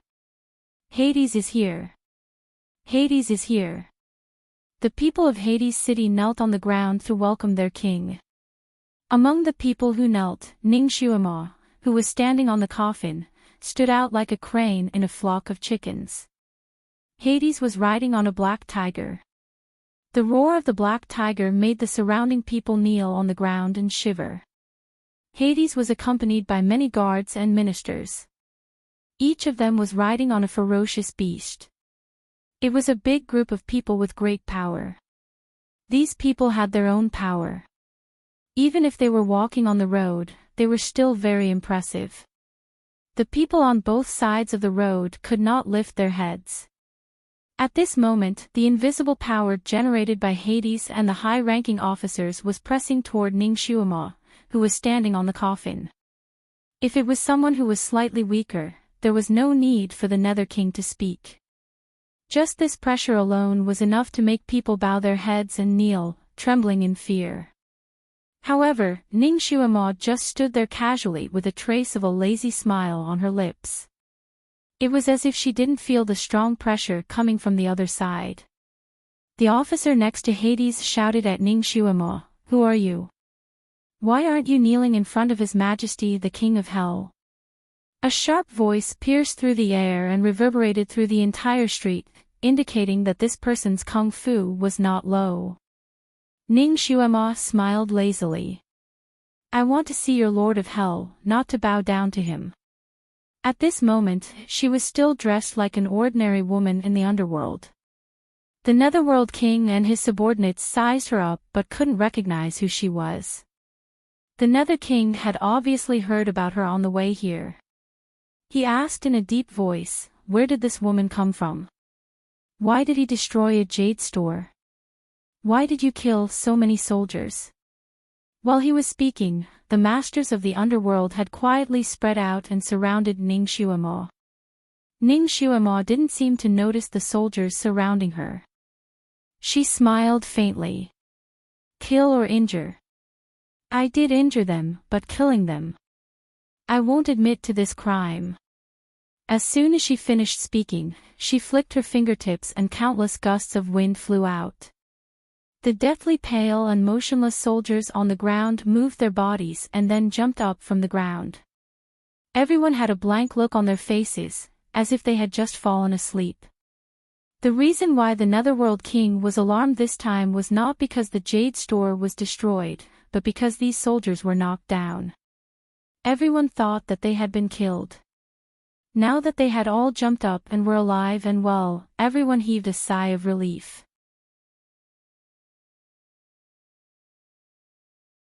Chapter 2208. The Nether King's face finally looked better. What do you mean by this? Ning Shuamo smiled. If not, why would your majesty come here personally? The Nether King said, so you made such a big commotion just to see me. Now that you have seen me, can you tell me your purpose? Ning Shuamo said, I wonder what your majesty thinks about the people losing their children. The Nether King frowned. I have sent people to investigate this matter thoroughly. Have you found anything? The Nether King's eyes were sharp. Maybe I have found something. Ning Shuamo raised her eyebrows. What do you mean? You found the mastermind behind this. Who is it? The Nether King sneered. Far away on the horizon, right in front of you. Ning Shuamo smiled. So your majesty is suspecting me. If you suspect someone, you need evidence. I wonder what evidence your majesty has to prove that I am the mastermind behind this. A minister beside the Nether King couldn't help. You still don't admit it. If you are not the mastermind behind this, why did you destroy the Jade Shop? Ning Shuamo crossed her arms. How is destroying the Jade Shop related to losing children? The minister sneered. You know that the white jade dolls sold by the Jade Shop are protective dolls. Buying these dolls can prevent the children from being lost. You are afraid that all the children in the city will have such dolls, so you will not be able to get your way. Naturally, you will destroy the Jade Shop first. Now that there are witnesses and evidence, you still dare to quibble. Who are you? You must have a sinister motive for doing this. You want the people of the Netherworld to have no descendants. Your intention is worthy of death. The minister was eloquent. His words had already pinned countless labels on Ning Shuamo. Ning Shuamo ignored the minister and turned her gaze to the Nether King. Your majesty also believes that the dolls in the Jade Shop are protective dolls. The Nether King choked. After all, he was recuperating in the palace. He only heard a little about this matter and didn't take it to heart. Now that he heard Ning Shuamo's question, he couldn't answer this. It is said that the children who bought these dolls were not lost, your majesty. It's true. The children who bought dolls were all safe and sound at home. Even if they ran around the streets, they wouldn't get lost. However, many of the children who didn't buy dolls suddenly disappeared. Someone in the crowd shouted. That's right, that's right. The kid from old Zhang's house next door had this doll. That kid didn't go missing. My son was playing with him, but he went missing. Someone echoed loudly. Yes, yes. Mine is the same. My daughter used to play with Joe on the streets. My daughter suddenly disappeared, but Joe was still fine. At that time, Joe was hugging a white jade doll. Right, more and more people echoed in the crowd. This proved that the white jade doll was indeed a guardian doll. With so many witnesses, it was even more certain that the white jade doll was the guardian doll. The Nether King nodded slightly. His gaze landed on Ning Shuamo. What do you have to say now? Ning Shuamo did not bat an eyelid. Very good. Then are most of the parents who lost their children here? Come out first. I have something to ask you. Those who lost their children were filled with grief and indignation. At this moment, the Nether King was here to support them. Hence, they weren't afraid that Ning Shuamo would play tricks on them. They all stood out. These people who lost their children were filled with grief and indignation. Now, they indeed suspected that Ning Shuamo was the thief who secretly stole their children.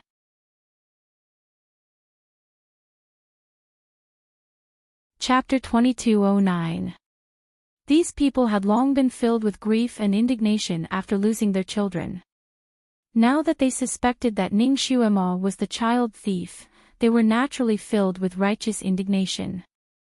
If it weren't for Ning Shuamo's profound martial arts, they would have thrown rotten eggs at her on the spot. Ning Shuamo ignored their murderous gazes and said coldly, "Before your children were lost, did they play with the children who held the white jade dolls?" After she asked this question, the crowd fell silent. The parents of the children came from all over the country and didn't know each other. However, at this time, they almost spoke in unison. Yes, my child was like this. My child was like this too. My daughter, people spoke one after another. Among the 58 parents who lost their children, 9 out of 10 admitted this. The parents who didn't admit it didn't know who their children played with before they were lost. Ning Xuema looked at Pluto with a faint smile. Your Majesty, what do you think after hearing this? Do you still think that those white jade dolls are protective dolls? Pluto looked at the minister in charge of investigating the case. Is this true? Sweat rolled down the minister's forehead and he nodded. This. I have already investigated it. It is true. However, I have also investigated the children who held the white jade dolls. They were all children of normal and good families. There was nothing wrong with them. Moreover, they played with many other children. Those children were not lost. It was just a few that were lost. Pluto wasn't really confused. His face darkened. Nonsense. Since the lost children played with the children who held the dolls, it proves that there is indeed something wrong with the white jade dolls. Why didn't you investigate it in the shops? Instead, you let the people buy the white jade dolls here as a kind of protective charm. The minister was sweating profusely. I was negligent. Because the children in the city were lost one after another, as the minister in charge of investigating the case, he was under a lot of pressure. He wished that the children would never be lost again. If the white jade dolls could protect those children and prevent them from being lost, the pressure on him would be less. Therefore, he just let it be and even added fuel to the fire. Pluto sneered, how could you overlook such an obvious suspicious point? Is your job as an imperial censor for nothing? The official lowered his head and prostrated himself on the ground. At first, I did have my suspicions and secretly visited this shop, but there was nothing suspicious about it. Young Master also said that I was investigating in the wrong direction, so... The Nether King frowned. The young master that the minister was talking about was the Nether King's eldest son. He was talented and bold, and could be considered a capable person. Back then, the Nether King was wrongly imprisoned in the immortal world's heavenly prison. The Nether world had no leader, so this eldest son became the substitute Nether King. A few days ago, this substitute Yama joined forces with the immortal world to attack the Mo Palace under the pretext of avenging his father. Originally, he wanted to get a share of the loot. However, he didn't expect that Ning Xuema, the Devil Master, would return in time and all his efforts would be in vain. Not only did he fail to seize the territory, but he also got injured all over and almost lost his life. Fortunately, after Ning Xuema came back, not only did she clear her name, but she also cleared Pluto's name. After the Celestial Emperor returned, he personally welcomed the Netherworld King out of the prison and apologized to him. After comforting him, he sent him back to the Netherworld.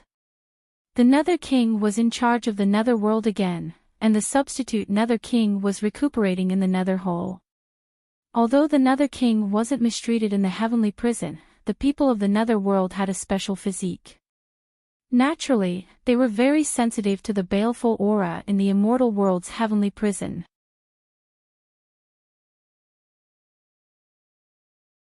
Chapter 22:10. Although the Netherworld King wasn't tortured in the celestial prison, the people of the underworld had a special physique. The celestial prison in the immortal world was very sensitive to the evil spirit, which consumed a lot of his physical strength. Although he wasn't tortured, being locked in the prison for almost a month had consumed more than half of his power. He had been cultivating in the palace these days, and he wouldn't come out unless there was a big matter. He naturally didn't care about such a trivial matter as losing a few children in the city.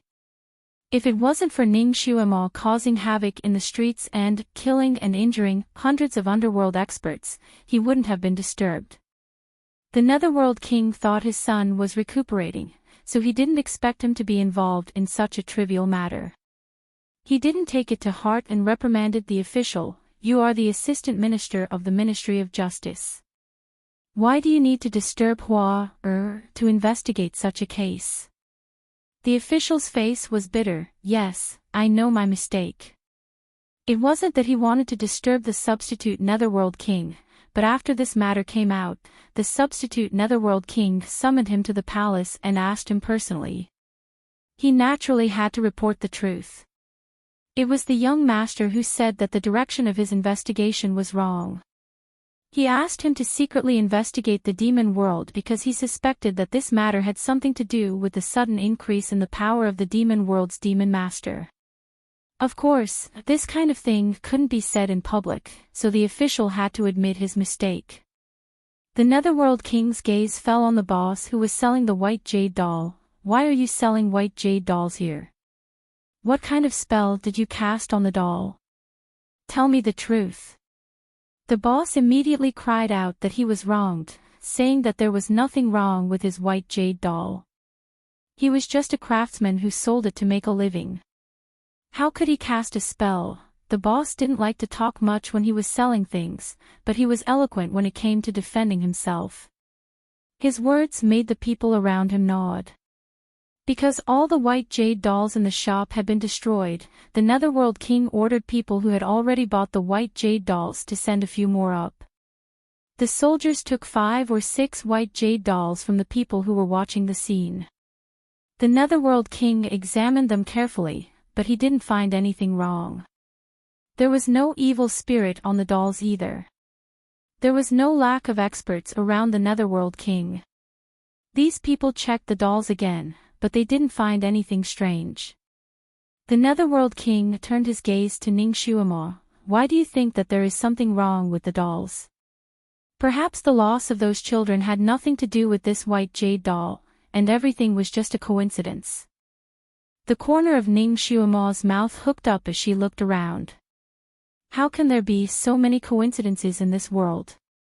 Your Majesty, what jade is this white jade doll made of? How was the carving? How long does it take to carve such a doll?" The Netherworld King was experienced and knowledgeable. He looked at the doll in his hand and said, "This jade should be white jade. It's not very expensive, and the carving is not bad. It takes about 3 or 4 days to carve one. Then, Your Majesty, how much do you think a doll like this should be sold for?" Hades frowned. 300 taels of silver should be reasonable. But he only sold your people for 20 coins. Ning Xuemo chuckled. "Your Majesty, don't you find it strange?" Before the Nether King could say anything, the shop owner beside him shouted angrily, "I'm only selling this white jade doll to establish good karma, not to earn money." The shop owner looked as if he had been wronged. "Is it wrong to form good karma? Must I be an unscrupulous merchant?" His words received the response of countless people. People were very welcoming to this kind of unscrupulous merchant, and the crowd was buzzing with praises.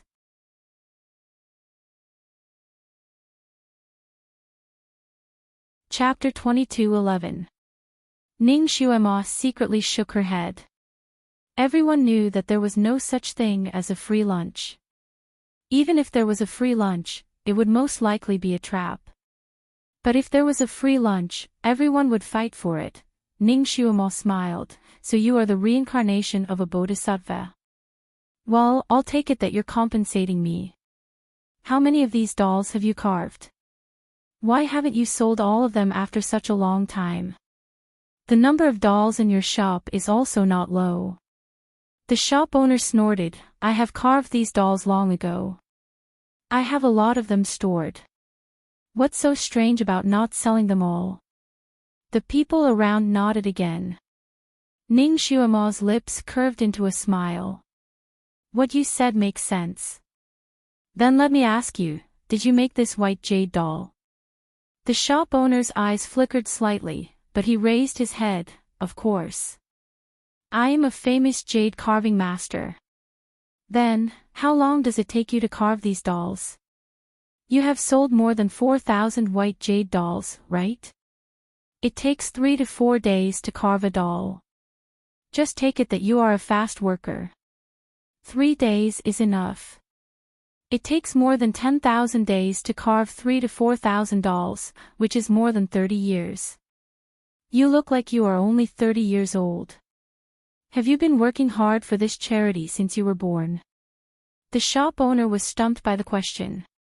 He paused and said, "These white jade dolls are not made by me alone. I used to have a jade carving workshop, and I employed many jade carving masters. Where are those jade carving masters now? Can you call a few of them to testify for you?" Ning Xuema pressed. The shop owner's forehead was covered in cold sweat, and he said proudly, "That workshop has long been dissolved, and those jade carving masters have also left. Where can I find them to testify? That's really unfortunate. But it doesn't matter. Although the workshop has been dissolved, the jade carving masters will not go missing. You should know their identities and origins. Then, you can name a few of them and let His Majesty Pluto send people to find them." The shop owner's forehead was covered in more cold sweat. They are not from the underworld. Even if they are not from the underworld, the 6 realms are still connected. With His Majesty Pluto's means, it should be easy to find a few famous jade carving masters in the 6 realms. Isn't that right, Your Majesty? The Netherworld King nodded. He was confident about this. That's right. Why don't you tell me? I will send someone to investigate and ask. The shop owner's eyes flickered. He made up his mind and named a few jade carving masters. However, they were all unknown and lived in a very remote place. Even if the Netherworld King investigated according to the map, it would still take 4 to 5 days. The Nether King didn't hesitate and immediately sent people to investigate. Ning Xuema sighed. There's no need to check. It must be fake. The Netherworld King naturally asked for the reason. Ning Xuema said, "Your Majesty, please find a few local jade carving masters.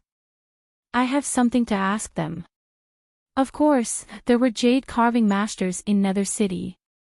There were a few in the crowd, and they were even experts. After getting Nether King's permission, they all stood up and walked into the circle. Ning Xuema glanced at them. "How are your jade carving skills?" Before those people could speak, someone shouted from the side, "They are the most famous jade carving masters in the city. Their craftsmanship is naturally excellent." Everyone agreed. It could be seen that these people were somewhat famous in Nether City. Ning Xuema only asked them one question. "Masters, when you make jade carvings, can you carve exactly the same thing?" "Not the slightest difference."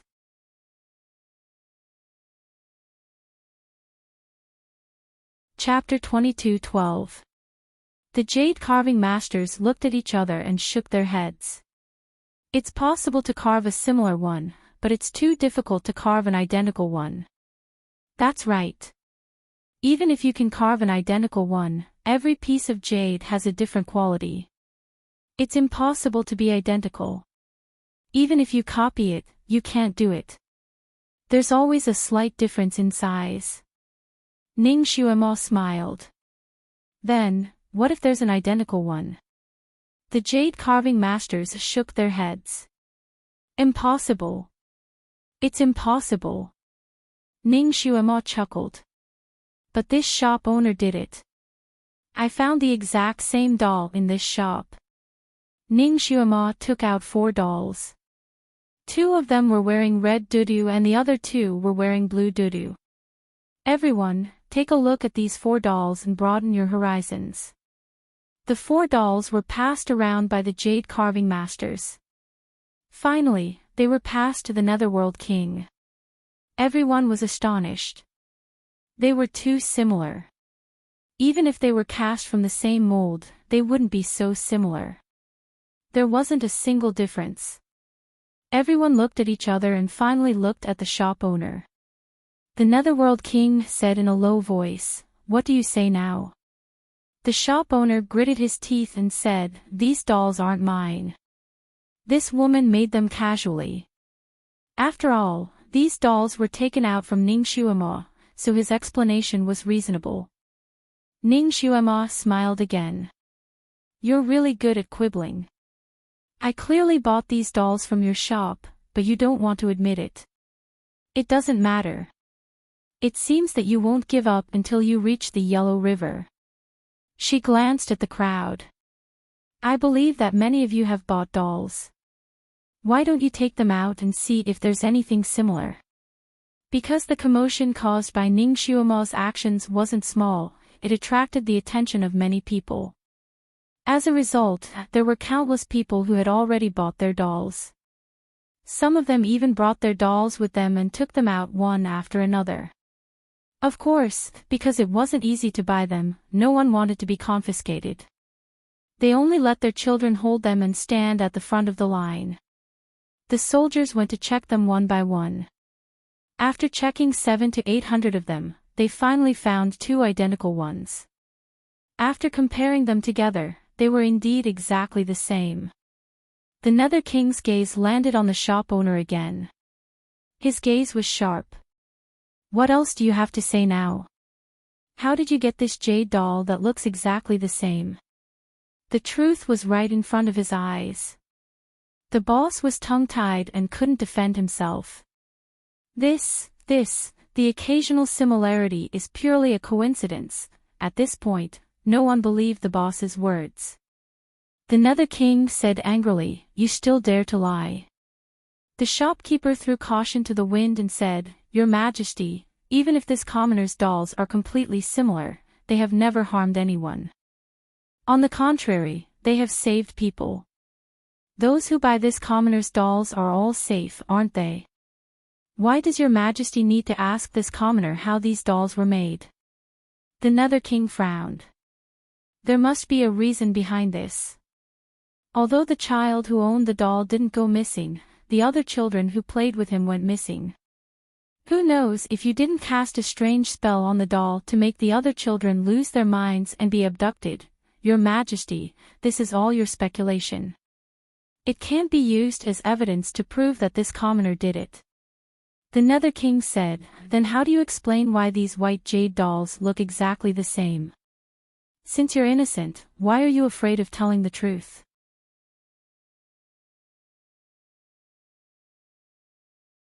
Chapter 22:13. The shop owner was stunned. He gritted his teeth and said, This is the secret recipe of my family. Forgive me for not being able to tell you." Ning Xuema crossed her arms and listened. Suddenly, she smiled and said, "I might have found his method." She kicked the coffin below and said, "The secret should be inside." Actually, everyone had noticed the big red coffin when they came. However, they were distracted by the war of words later. Now that they heard what Ning Xuema said, everyone looked at the coffin. The most common thing for the people of Nether City was coffins. They saw that this coffin was brighter and bigger, but there was nothing strange about it. Everyone looked at Ning Xuema and waited for her to give an answer. The shop owner's face changed slightly. He quietly took a step back. Ning Xuema saw the change in his expression and became even more convinced of her inference. She jumped down from the coffin, the corner of her mouth slightly hooked up. Up until now, there have been 6 groups of people who wanted to destroy this coffin. Fortunately, I was quick-witted and didn't let them destroy it. She kicked the coffin and sent it flying. It spun in the air and then fell somewhere else. The onlookers didn't know what she was doing. They looked at the coffin and saw that it was still intact. They didn't see anything wrong with it. Someone with sharp eyes suddenly shouted, "What is that?" Everyone looked in the direction that the man was pointing and sucked in a breath of cold air. At the place where the coffin was originally, there were 6 badly mutilated people lying there. These 6 people were holding sharp weapons in their hands. They were pressed into the ground and didn't move at all. The Nether King looked at the 6 people and then looked at the coffin. These 6 people wanted to pry open the bottom of the coffin and steal the things inside. Ning Xuema said indifferently, "Your Majesty is wise." These 6 people did want to use the earth escape technique to break the bottom of the coffin. I found them in time and knocked them unconscious. The Nether King was speechless. Soldiers had already gone over and pulled out the 6 people like pulling out radishes. Of the 6 people, 4 were already dead, and the other 2 were seriously injured and unconscious. The underworld had its own methods to wake them up. However, when the 2 of them woke up and looked around, their eyes flashed with ruthlessness. Ning Xuema had just said, "In case they commit suicide." But before she could finish her sentence, the 2 men's heads tilted to the side and blood flowed from the corners of their lips. It was obvious that both of them had a strong poison hidden in their mouths. Once they realized that something was wrong, they would bite open their medicine pouches and commit suicide. The Nether King looked at the shop owner with a cold gaze. "Who sent them?"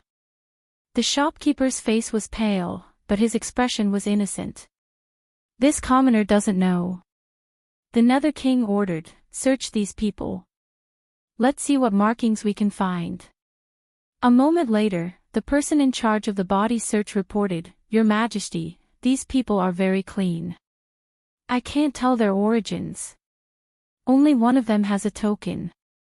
He presented a black jade token. Ning Xuema also saw the token, and her eyes narrowed slightly. That token looked very similar to her Mo Palace's token of entry and exit. This was a prelude to slander her Mo Palace. Fortunately, she was here. Otherwise, Mo Palace would definitely be the scapegoat.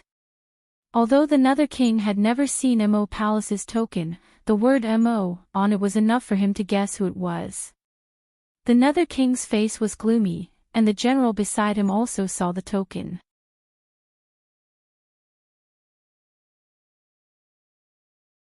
Chapter 22:14.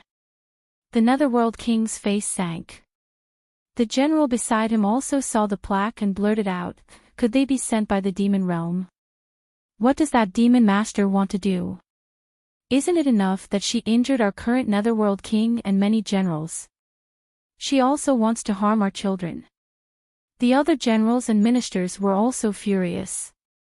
Does that demon master still hold a grudge against us for attacking back then? She wants revenge. That's highly possible.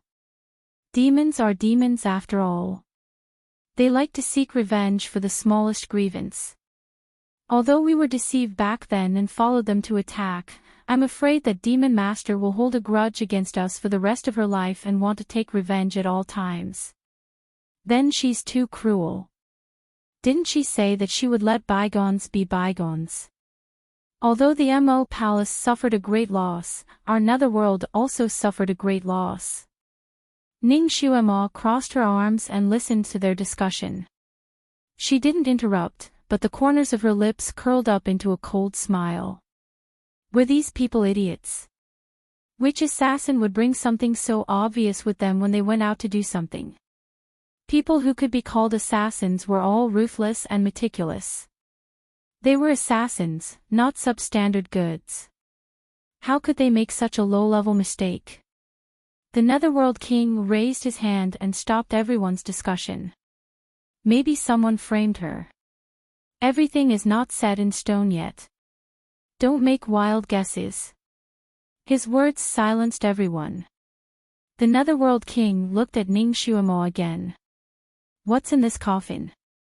Ning Xuema tapped the coffin lid with the stick in her hand and said casually, "You'll know once you open it." The coffin lid was opened by Ning Xuema with a stick, and the item inside was finally revealed. The item in the blood-red coffin was very simple.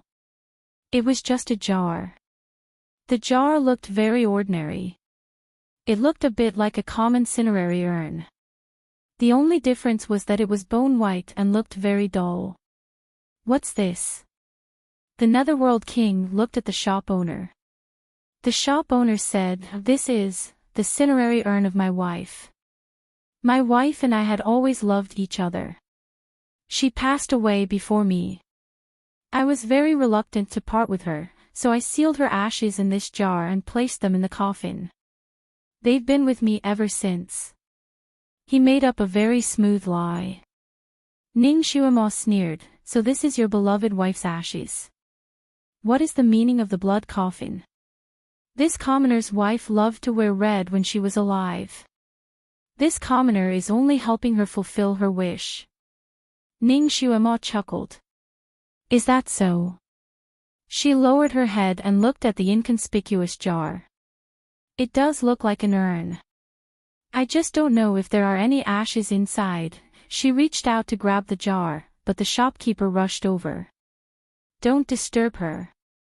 His eyes were filled with anger. "The dead should be respected. Don't tell me you won't even let the dead go." Before he could reach her, he was swatted away by Ning Xuemo's sleeve. The shop owner staggered from Ning Xuemo's swing. Ning Xuemo laughed and said, "Why are you panicking? If it really is an urn, no one will do anything to it." She then looked at the Netherworld King. "Your Majesty, why don't you send someone to examine this item?" The Netherworld King waved his hand and summoned a coroner to look at the jar. The coroner went forward and bent down to pick up the jar. He first shook it, then shook it.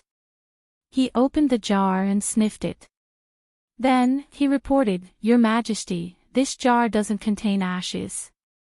This jar seems to be made from bones." The Netherworld King glanced at the pale-faced shopkeeper and ordered the coroner, "What is in the jar?"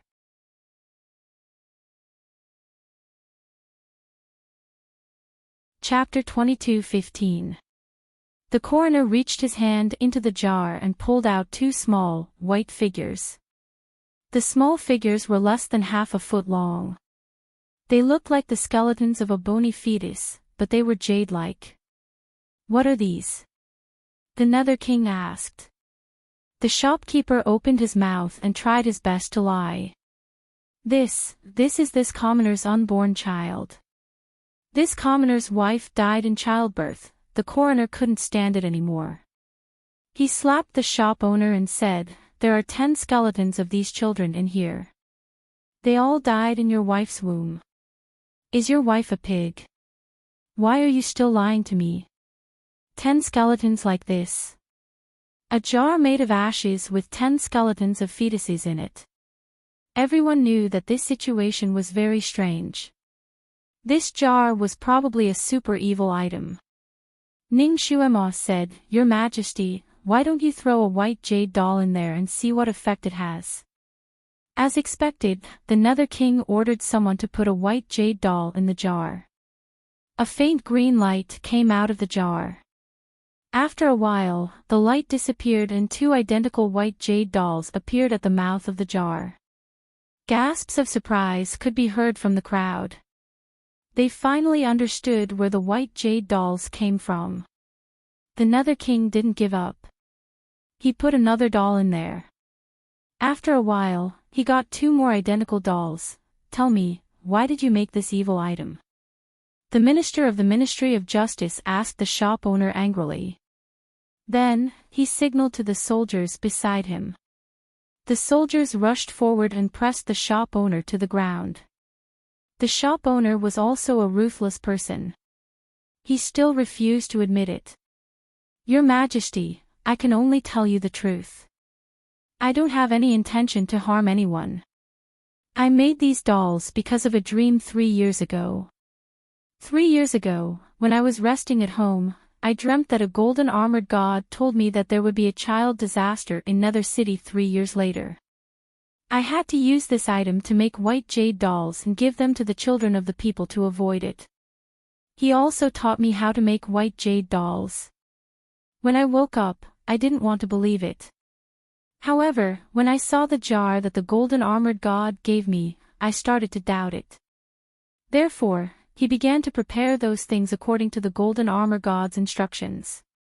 After testing it, he was able to replicate the white jade doll. Only then did I believe it.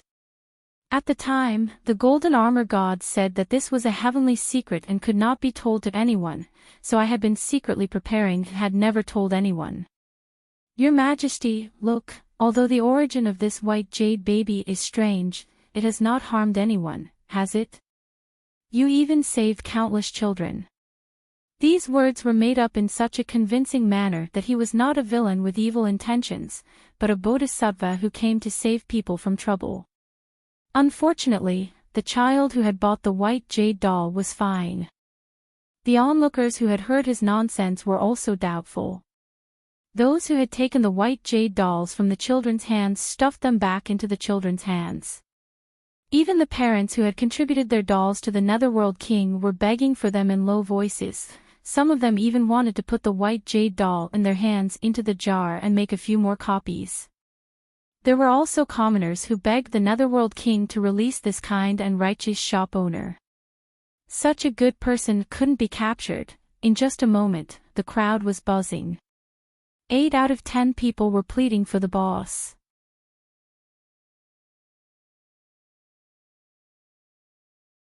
Chapter 22:16. Lord Yama frowned. He was not stupid, so he did not believe the nonsense of the shop owner. However, the ordinary people were the kind of people who would grab hold of a life-saving straw when they were in danger. They would not even care if the straw was a trap. Even the soldiers who were holding the shop owner loosened up a little and allowed him to stand up. The moment the shop owner stood up, he proudly glanced at Ning Xuemo. He wanted to laugh at Ning Xuemo, but when he looked into Ning Xuemo's cold eyes, he could not help but shudder. He did not dare to scold her. Instead, he sneered. I have a clear conscience. However, this woman came in and smashed my shop. She even framed me.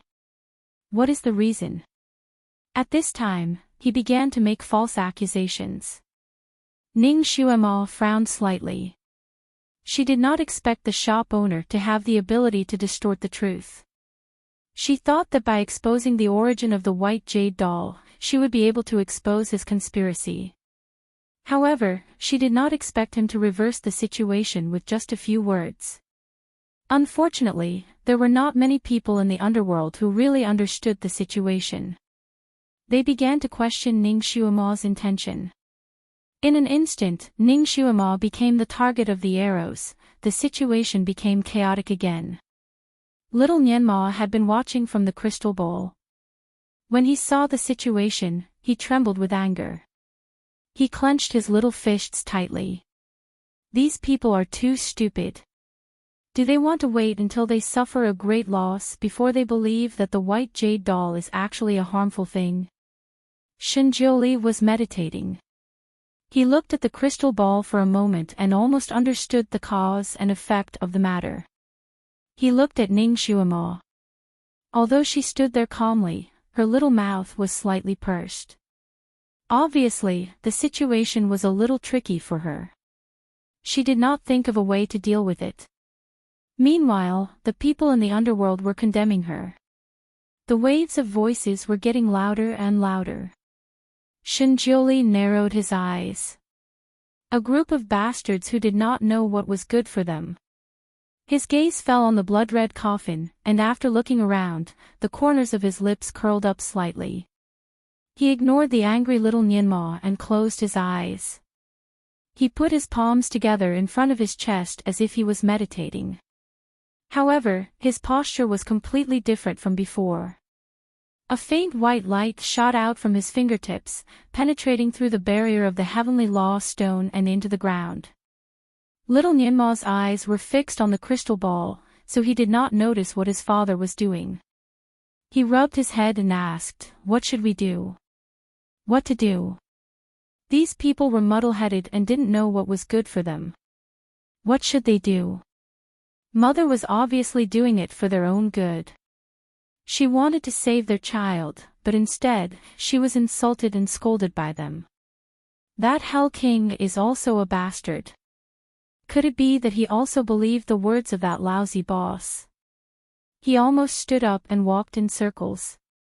Where did this woman come from? Does anyone know her? Yes, this woman's origin is unknown. I am afraid that she is a spy from another world. Yes, the boss of the shop is from the underworld. He has been running the shop here for 3 to 5 years, and has never done anything bad. Although the way he made these white jade dolls is strange, he did it for the good of everyone. Unlike this woman, I don't know where she came from. Yes, she tried her best to destroy these life-saving white jade dolls. She must have bad intentions. There were loud complaints from the crowd. Once there were more people, they were afraid that there would be people with bad intentions.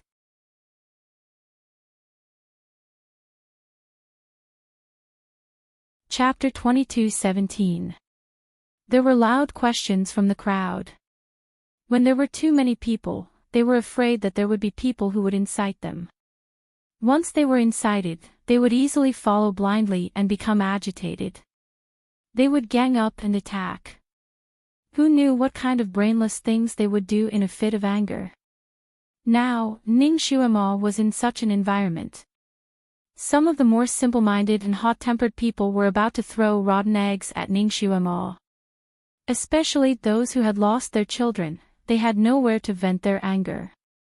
Now that they were hot-headed, a few of them had already rolled up their sleeves and rushed forward. Get out of our netherworld. Kill this evil woman. Carrying poles, clubs, kitchen knives, all kinds of household utensils were thrown at Ning Xuema. Ning Xuema's eyes flashed. She raised her hand and was about to do something. Suddenly, a child pushed through the crowd and rushed in. Don't hurt her. She is my aunt. She is not a bad person. Xiaoqin. That child was Xiaoqin. When Ning Xuema was making a ruckus in the jade shop, this child had been hiding in the crowd. People had almost forgotten about his existence. Now that he suddenly rushed out, he wanted to use his small body to block those sticks and kitchen knives. With his small body, it would only take a few hits to kill him. Especially the kitchen knife that was flying towards him. It just so happened that it was flying towards his head. Ning Xuema's wrist rotated and a light green light flashed, enveloping herself and the child. Those weapons seemed to have fallen into a swamp as they instantly melted and disappeared without a trace. That child seemed to have been frightened. His little face was deathly pale as he threw himself into Ning Xuema's embrace. However, when he was less than a foot away from her, he seemed to have met with some kind of obstacle and couldn't rush forward anymore. He opened his 2 small hands and looked at Ning Xuema with a pair of big eyes. Aunt? Be obedient and stand here. Ning Xuema smiled faintly and no longer paid attention to him. Her sudden display of power also deterred the group of people who wanted to make a move. Only then did the crowd remember that this woman's kung fu was actually very amazing. It belonged to the category of kung fu that could kill people in minutes.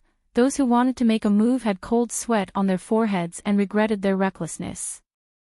They were afraid of Ning Xuema's revenge, so they all stepped back. Everyone, don't listen to her. If she has such good kung fu, why is she dressed like a peasant woman? She must be a spy from another world.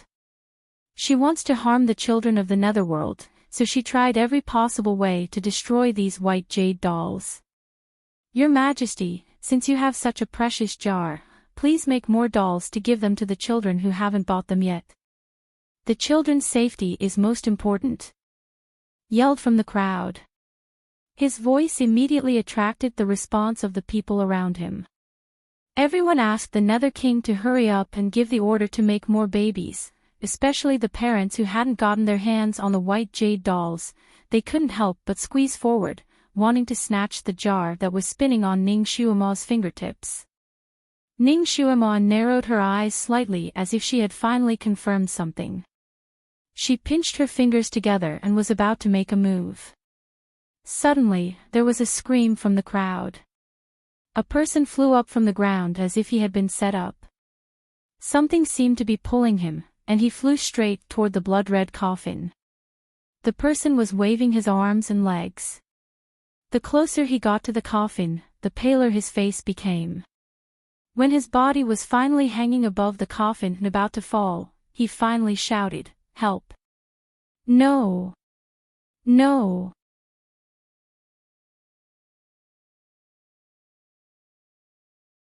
Chapter 22:18.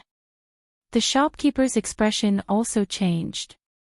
He took 2 steps forward and was about to pull that person down. Ning Xuema was smart.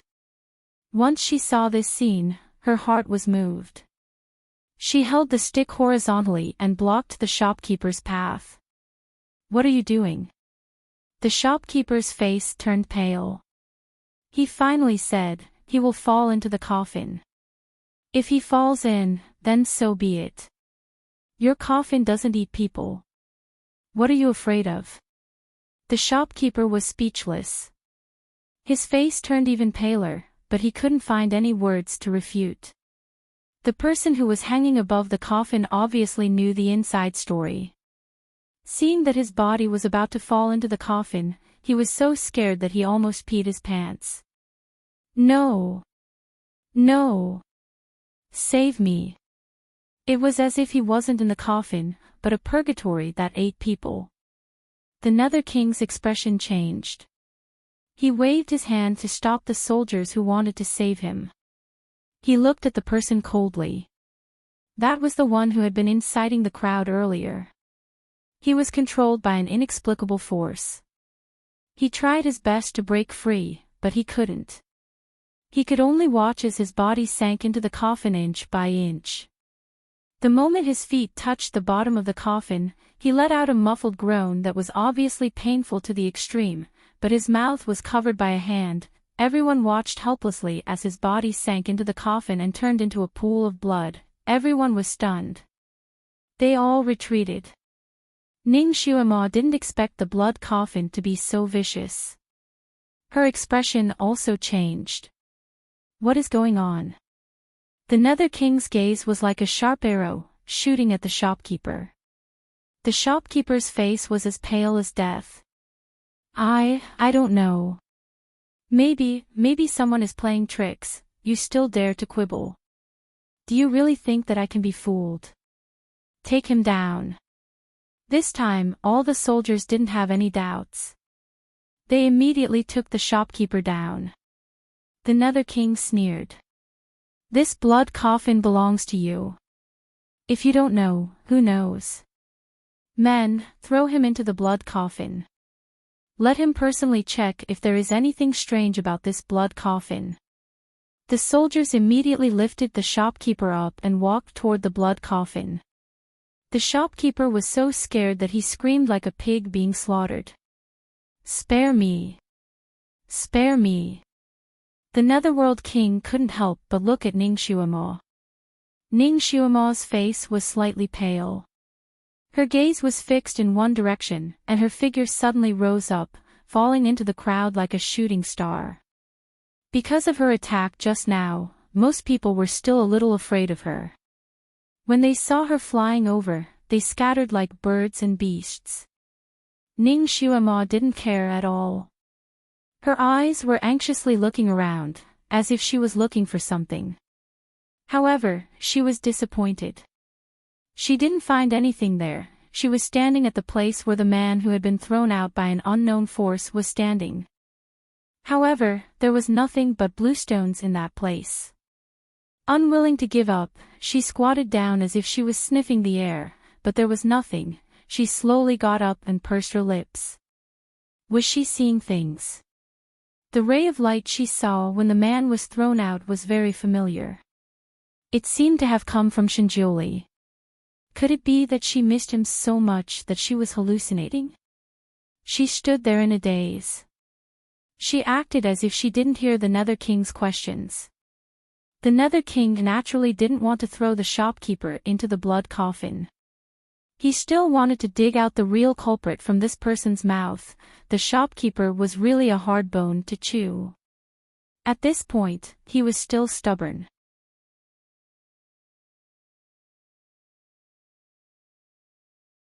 Chapter 22:19. The shop owner was a tough nut to crack. Even at this stage, he was still stubborn. Your Majesty, Your Majesty. Even if the blood coffin is evil, I didn't harm anyone. The white jade doll didn't harm anyone and saved many children. Your Majesty, if you do this, the people will be disappointed.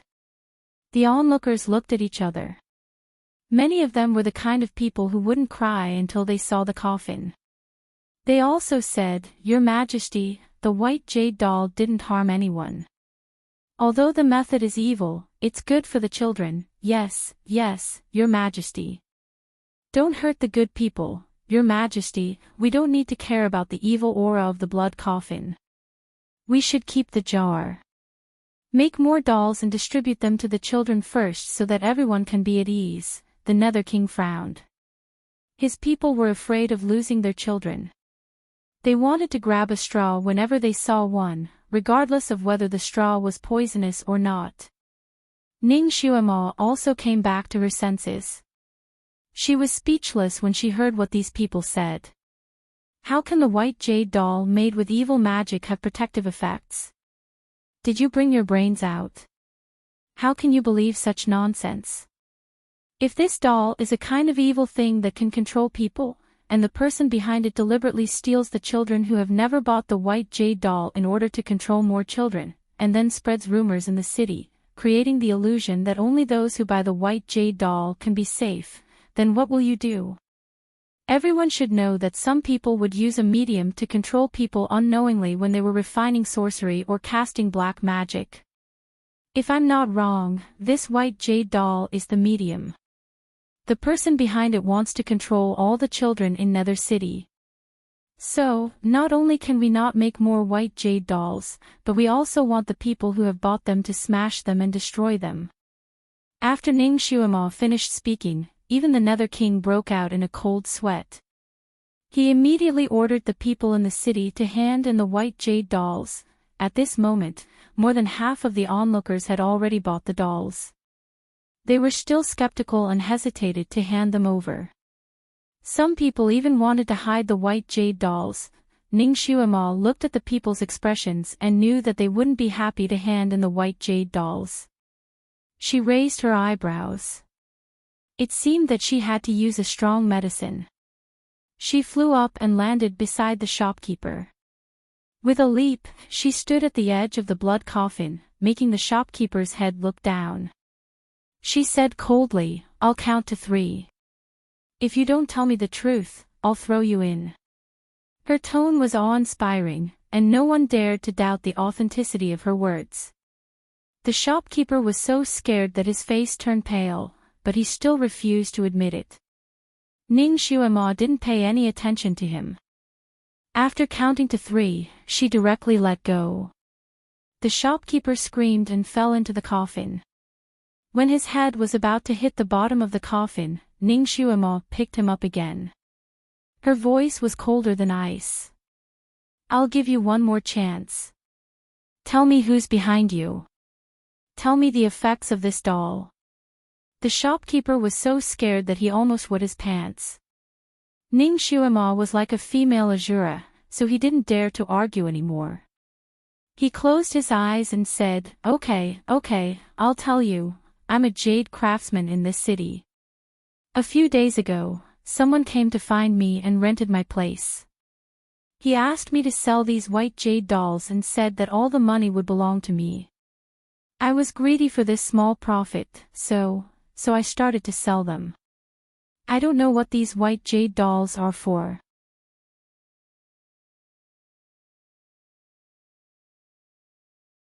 Chapter 22:20. Liar. If you don't know, how do you know how to guard against this blood coffin? It's that person who reminded me in advance that I must not fall into the blood coffin. Otherwise, there will be nothing left of me. What about those lost children? Where are they? I don't know. The shopkeeper's eyes flickered. Ning Xuemo sneered. It seems that if I don't give you a taste of pain, you won't know your limits. Ning Xuemo hit his back with her hand. The shopkeeper's body trembled violently, and he screamed, sweating profusely. After a while, the shopkeeper finally couldn't endure the torture and finally told the truth. I don't know about the children who were lost a few days ago, but the children who were lost in the past 2 days all automatically threw themselves into this blood coffin. It was earth-shattering. The onlookers were silent. Suddenly, they clamored like a pot of boiling water. Those who had lost their children roared and pushed with all their might, wanting to tear the shopkeeper apart. The Nether King was also furious. Scum! You actually colluded with outsiders to harm people in the same world. Tell me, who ordered you to do such a despicable thing? Also, how many of your companions are in the crowd? Tell me all of them. If you don't tell me the truth, I'll cut you into pieces. The shopkeeper closed his eyes. I was forced to do it. The person behind it is the Devil Master. This sentence was like a bomb, causing the crowd to explode again. Everyone was filled with righteous indignation, and the people couldn't stop cursing. Ning Xuemo didn't panic. She just sneered. How do you know that the person behind it is the Devil Master? Did you see her with your own eyes? The shopkeeper gritted his teeth and nodded. She ordered me personally, so I didn't dare to disobey. What does the Devil Master look like? She is dressed in red and is very beautiful. Ning Xuemo smiled again. Everyone on Earth knows this. It doesn't count. Don't you think you can lie without a draft? The Nether King frowned. Lady, how do you know that he is lying? Ning Xuemo looked up and smiled. It's very simple. Because I am the Devil Master. Suddenly, a red light flashed around him. A moment later, everyone sucked in a breath of cold air. The ordinary-looking woman had disappeared and was replaced by a beautiful woman in a fiery red dress. The beautiful woman's black hair fluttered in the wind, and the cinnabar mole on her forehead was as red as blood. She floated there and looked at the shopkeeper coldly. When did I order you to do this? The shopkeeper was tongue-tied. His face was ashen, and he couldn't say anything. The Netherworld King was also dumbfounded. Fortunately, he reacted quickly and hurriedly led the civil and military officials to bow down. Greetings, Demon Lord. Ning Xuemo's gaze swept across the crowd. After being dumbfounded for a moment, the onlookers all knelt down. At this point, everyone naturally understood that the shopkeeper was lying. If the Devil Lord was the mastermind behind this matter, he would not have spent so much effort to expose it now. The Nether King was furious. He shouted at the shopkeeper, "Are you still not going to tell the truth? Aren't you afraid that I will execute your entire family?" The shopkeeper was speechless. The person who ordered me to do this is... Before he could finish his sentence, a black light flashed and shot toward the back of his head like lightning. The black light came so fast that no one could react in time. Just as the black light was about to pierce the back of the shopkeeper's head, a red light blocked it. The black light and red light collided in the air. With a ding sound, the black light shattered and the red light disappeared. Someone wanted to silence him.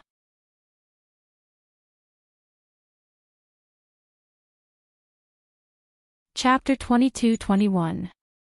However, the angle of the black light was very tricky. Even though there were so many pairs of eyes present, they did not see where the black light came from. If not for Ning Xuemo's quick reflexes, the shopkeeper would have died on the spot. The shopkeeper managed to survive, but he was so scared that his face turned pale. The Netherworld King had already ordered his men to investigate the origin of the black light. Ning Xuema just smiled and said, "Your Majesty, there are still a few good friends of that person hiding in the crowd. Let's ask them to come out first." From the scene just now, the Netherworld King could see that this incident was not done by one person. There must be a group. However, if he interrogated the shopkeeper now, he was afraid that he would not be able to get anything out of him. While he was thinking, Ning Xuema had already used her long whip. There were a few screams in the crowd. After a while, 7 or 8 people were pulled out by Ning Xuema's long whip and fell to the ground in a sorry state. "Tie them up," Ning Xuema ordered. The Netherworld King trusted Ning Xuema very much at this moment. He ordered his men to tie the 7 or 8 people up like rice dumplings. Naturally, the 7 or 8 people cried out for their innocence. However, before they could say anything, Ning Xuema sealed their acupoints. "How do you know that this is the thief?" The Netherworld King could not help but ask. Ning Xuema smiled and said, "Of course I know." She had been enduring the insults of the people just now because she wanted to find the thief. These people were too careless. They thought that they could impersonate the people without anyone noticing. However, they did not expect that Ning Xuema had already noticed them and remembered them. At this moment, they were caught with a thunderous strike. Ning Xuema was too lazy to interrogate them one by one. She smiled and said, "Among you, who is the most sensible and can tell me who is the mastermind, I will spare your life. The rest of you will be thrown into the blood coffins." The people who were tied up changed their expressions. They started to whimper, but they could not say anything. Ning Xuema continued, "I don't have the patience. I don't feel like listening to your lies and arguments. The moment I open your acupoints, whoever points out the mastermind first will be spared. As for the rest, hee hee." This chuckle made the hairs on their bodies stand on end. Ning Xuema smiled again. "I'll count to 3. You have to seize this rare opportunity yourselves." She counted one by one, making those people extremely nervous. When she counted to 3, she flicked her finger and actually unsealed those people's acupoints in a split second. Him. 6 or 7 arms pointed at one person. It was as if they were afraid of falling behind. Everyone naturally looked over as well. There was a child standing there. "Your Majesty, be careful," someone shouted. At the same time, a streak of blue light shot towards the Nether King. The speed of the blue light was too fast, and the guards around the Netherworld King didn't even have time to react. The Netherworld King's hand lightened, and the jar was actually snatched away by someone. At the same time, several streaks of black light shot towards the people lying on the ground who had confessed, nailing them to death on the spot. Ning Xuema actually had time to stop them, but she didn't do it. These people were probably that person's accomplices. The missing children were probably also their doing. They owed blood. Now that they confessed in order to survive, even if they survived in the future, they might not do good deeds. Now that they died in the hands of their master, they deserved it. And she did not break her promise, ha ha ha. Interesting. The streak of blue light shot up to the sky and stopped in mid-air.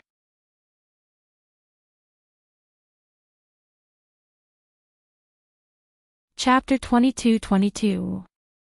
Everyone looked up and saw that the blue light was a boy in blue clothes. With one hand holding the jug, he lowered his eyes and looked down, as if he was a king overlooking all living things. This deity worked so hard to set up this trap. I didn't expect that someone would see through it so quickly. Little Xuema, you're very smart. Ning Xuema looked up at the boy she named Xiaoqin. You're Luo Jiuqin. The boy chuckled. That's right. However, I managed to hide it from you this time. Little Xuema, this time you spoiled my plans again. What should I do to you? I wanted to get 30,000 hearts, but now I can only take 4,800. His palms suddenly pressed on the edge of the jar, and circles of purple light appeared in his palm. Throw the white jade doll away. Throw the white jade doll away. Many people in the crowd began to yell. Those who were holding on to the white jade doll hurriedly threw it away. There were also experts who shouted, "Don't let him use his sorcery. Kill him." Countless magic weapons flashed and smashed towards the boy. They wanted to stop him. However, there seemed to be a barrier around the boy, and those magic weapons couldn't hit him at all. The boy laughed, and his smile was indescribably proud and sinister. It's useless. All the children whose birth characters are carved on the white jade doll are my sacrifices. It's useless to smash the doll. Just wait for your children's hearts to fly out automatically. His words made those who bought the white jade doll pale, and some of them almost collapsed. The Nether King glared at the boy. Lord Luo, I didn't do anything wrong to you. Why do you have to scheme against my people? Stop it. Stop it. The boy stood motionless in midair. So many people attacked him, and so many magic weapons circled around him, but none of them could stop him.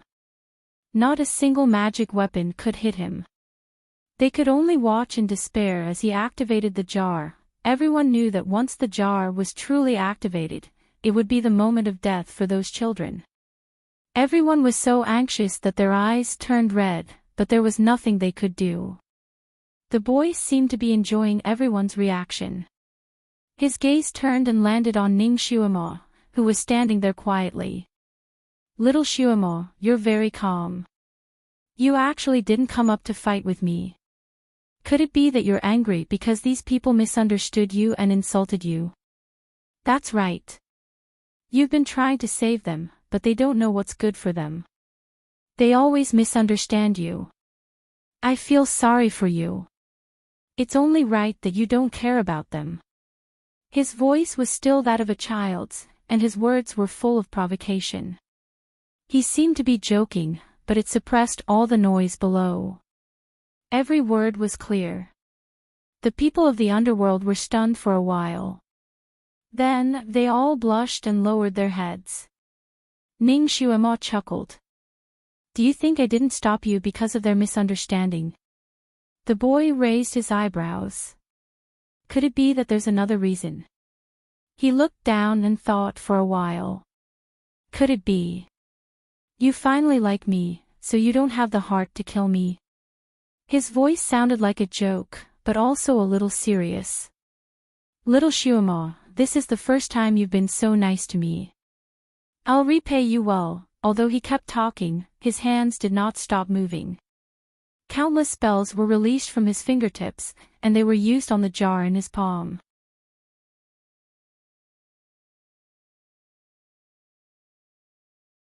Chapter 22-23.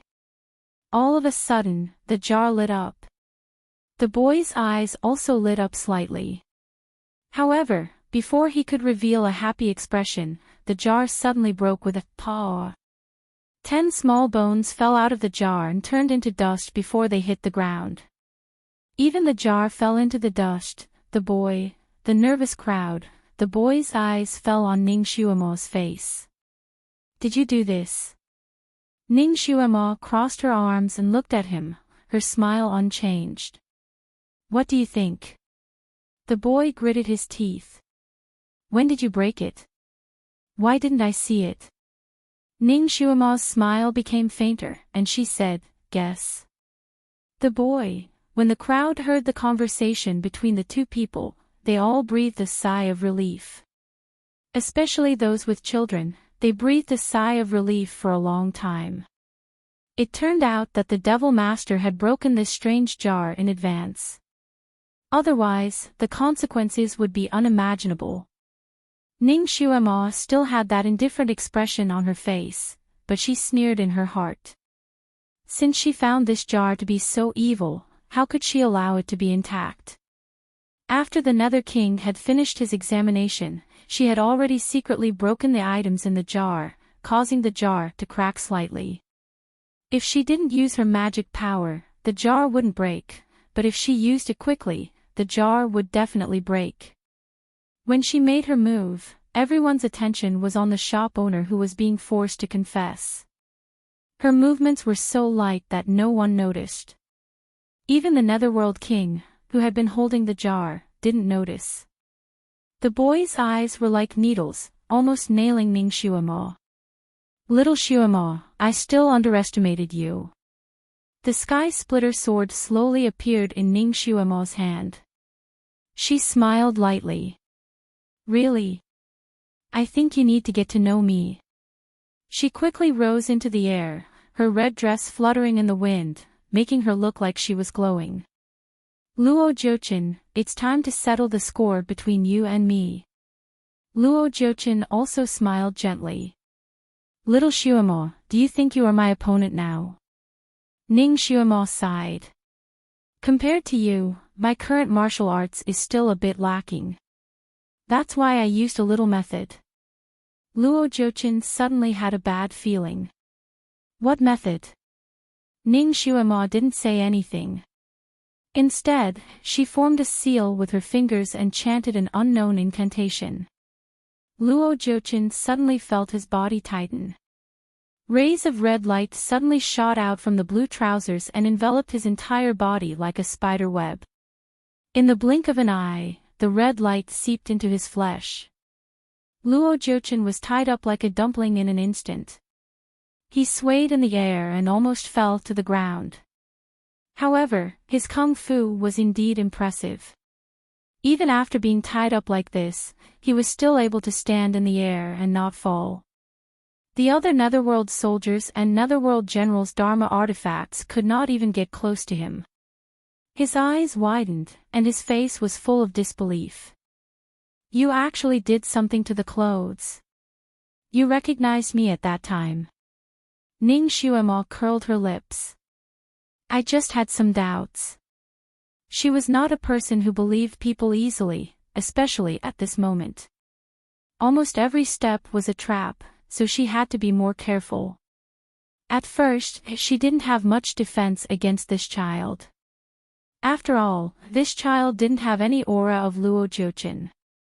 This child was not transformed by Luo Jiuqin, but by the possession technique. It was a very special technique that no one could detect.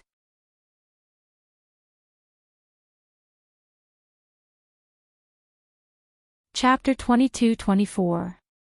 After talking with the child, she became suspicious, but she couldn't be sure.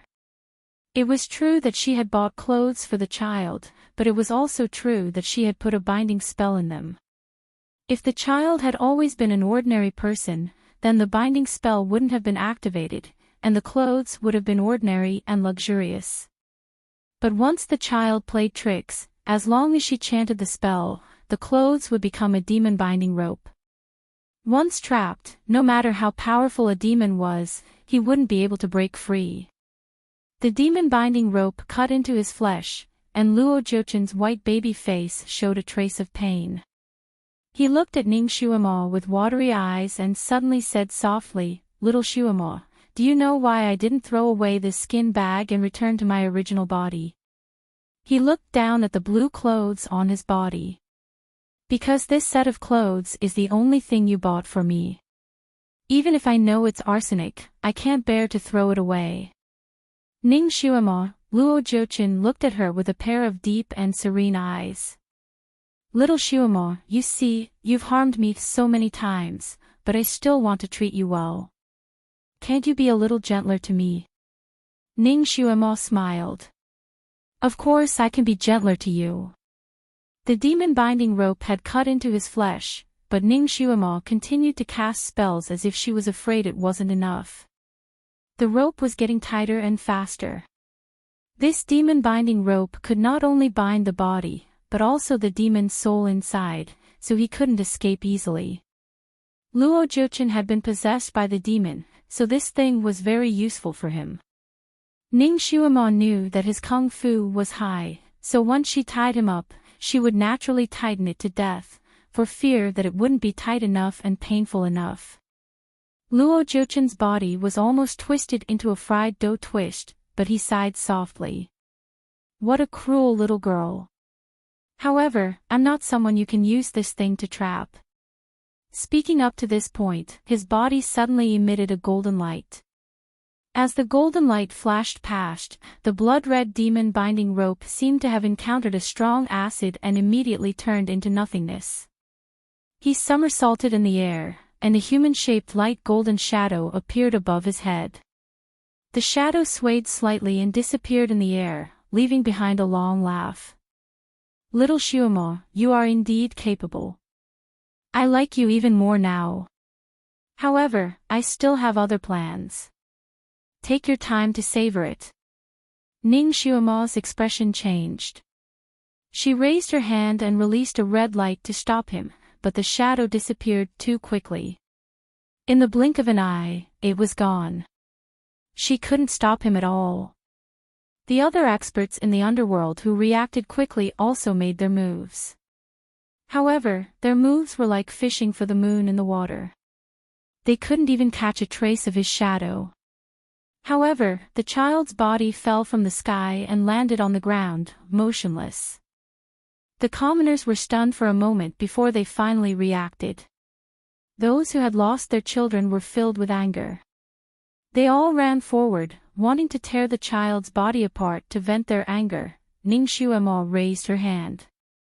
Wherever the red light passed, everyone was forced to step back. At this moment, these people had completely believed in Ning Xuemo and were full of respect for her. Seeing that she had helped the child, they all looked at her in surprise. Ning Xuemo said lightly, "He is innocent. He was just possessed by Luo Jiuchen. You don't have to vent your anger on him." She looked at the child, and her expression darkened slightly. His eyes were tightly closed, and he was already dead. This child was supposed to be a genius. His bones were exquisite, and his appearance was especially delicate.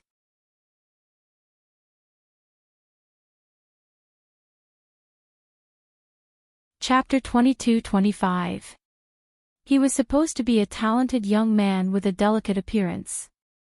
However, he was possessed by Luo Jiuchen, and even his soul was devoured.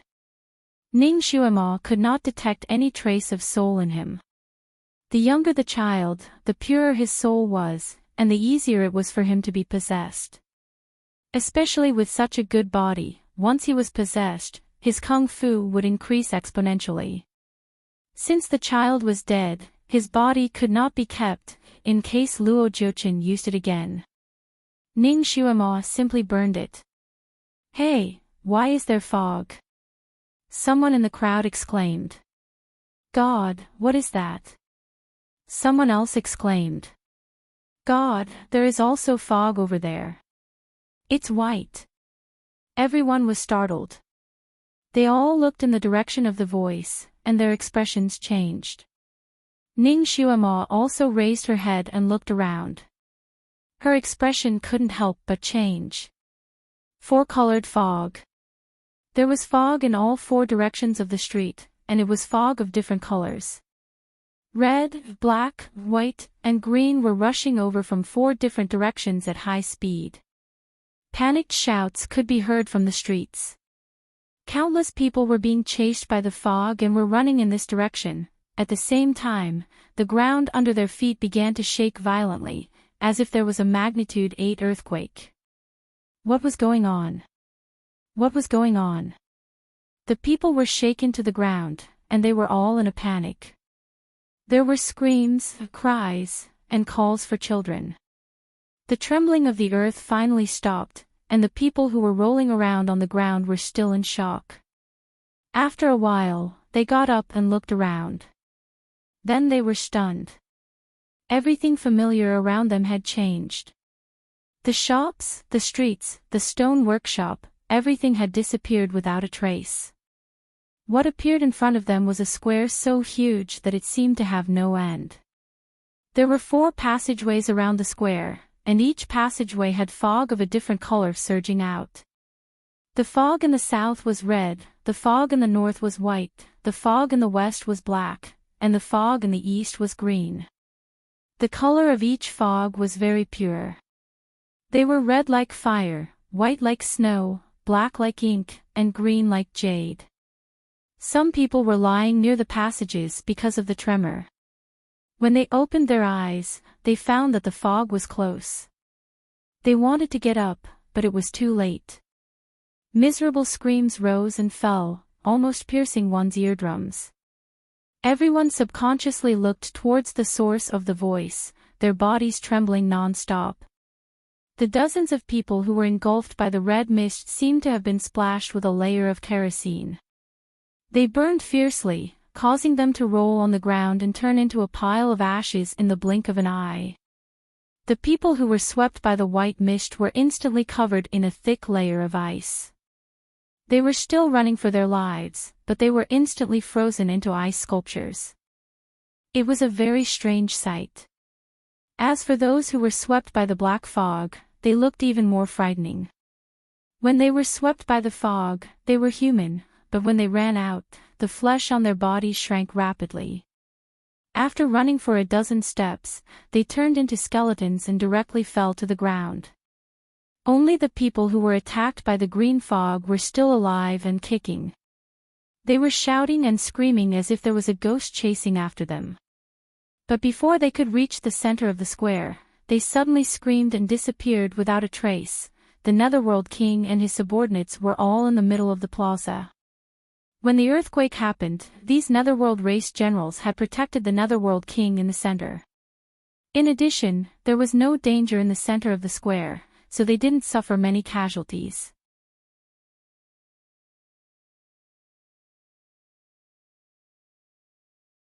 Chapter 22-26.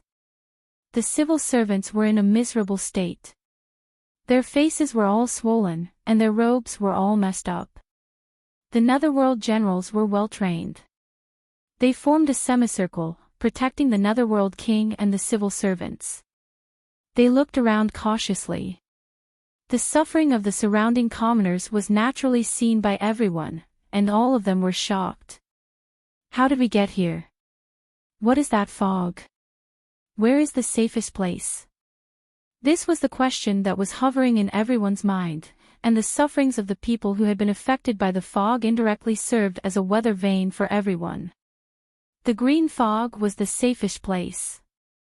4 types of fog were approaching them from all directions. Your Majesty, the green fog in the east is the safest place. Let's go there. The Netherworld Prime Minister reported. This square was not safe. Once the fog forced them to the front, everyone would die. Hence, they had to make a decision as soon as possible and hide in a safer place. The Netherworld King looked around. Where is the Devil Master? I am here. A voice sounded not far away. The Netherworld King looked over and saw Ning Xuemo standing in the east where the commoners had fallen. She was looking down. There was a huge crack in the north-south direction. The 2 ends of the crack were covered by red and white fog. Hence, if they wanted to reach the passage in the east, they had to cross the crack. The crack was very deep, and the bottom could not be seen. Black and white fog swirled below. The commoners who had fallen into the crack were nowhere to be seen. The crack was more than 100 feet wide. Unless they could fly, they would not be able to reach the passage in the green fog. The commoners in the square saw that the green fog did not eat them, so they instinctively ran to the east. However, they were blocked by the crack. They could not jump over at all. They were so anxious that they walked around the crack. The scene was very chaotic. The Netherworld King saw that Ning Xuemo was still there, and he calmed down. Devil Master, what is happening? Ning Xuemo sighed. If I am not wrong, Luo Jiuchen should have set up an array in the entire Netherworld city. The earthquake just now was a sign that the array was activated. We have fallen into his array. The commoners in the Netherworld realm looked at each other. What array was so powerful? It could bring so many people in. The Nether King had already noticed that there were a total of 10,000 people trapped in the plaza. Does the Devil Master recognize this array? The Netherworld King looked at Ning Xuemo with hope. Ning Xuemo shook her head slowly. This is also the first time I've seen it. She didn't expect that Luo Jiuqin was also an array master. No wonder he said he had other plans before leaving. So this was the reason. She looked at the four-colored fog that was slowly approaching her, and her brain quickly calculated. According to the current speed, the fog would converge in the center of the square within an hour, and it would be difficult to predict what would happen at that time. Naturally, there was no lack of such scheming experts in the Netherworld realm. He immediately asked the Netherworld King for instructions. Your Majesty, we must leave this place quickly. Otherwise, we won't be able to escape in an hour. Naturally, the Netherworld King also saw the danger of this place. Now, the only direction they could escape to was the eastern green fog. It was fine for him and a group of military generals to fly over this fissure, but what about the ordinary citizens and the group of civil officials? Leave them all here to die. Devil Master, do you have a way to break this array? The Netherworld King put all his hope on Ning Xuemo. Ning Xuemo looked at the fissure under her feet and then looked at the passage of green fog on the opposite side. She felt that the passage of green fog was not so simple. She was afraid that there was a bigger trap waiting for them to jump into.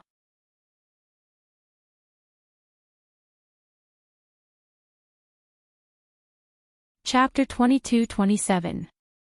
She took a deep breath and said, Your Majesty, please retreat to the center of the square and form a defensive formation. I will go over there to take a look. She flew over the Rift Valley and disappeared into the thick green fog. Everyone looked at each other, not knowing if they should believe her or not. However, the Netherworld King immediately ordered all the civilians and officials to retreat to the center of the square, with hundreds of generals as guards. He led more than 10 generals to the Rift Valley, discussing ways to cross the Rift Valley and doing various experiments. First, they used their psychokinesis to create tall trees to build a bridge. However, before the big tree could reach the other side, a ball of fire rushed up from the Rift Valley and burned the big tree to ashes. Then, they used their psychokinesis to condense iron bars to build an iron bridge. However, there was not much iron in the air, so the iron bars they condensed were at most 10 feet long. They could not reach the other side at all. The Netherworld King was trying his best to build a bridge when a scream came from behind. Your Majesty! Your Majesty! The Netherworld King turned back and realized that other than the green fog, the other 3 colors of fog were approaching the square. As there were too many people in the square, it was inevitable that some people were standing at the periphery. The fog was about to invade the civilians in the outermost circle. The civilians were scared out of their wits and tried to squeeze into the center.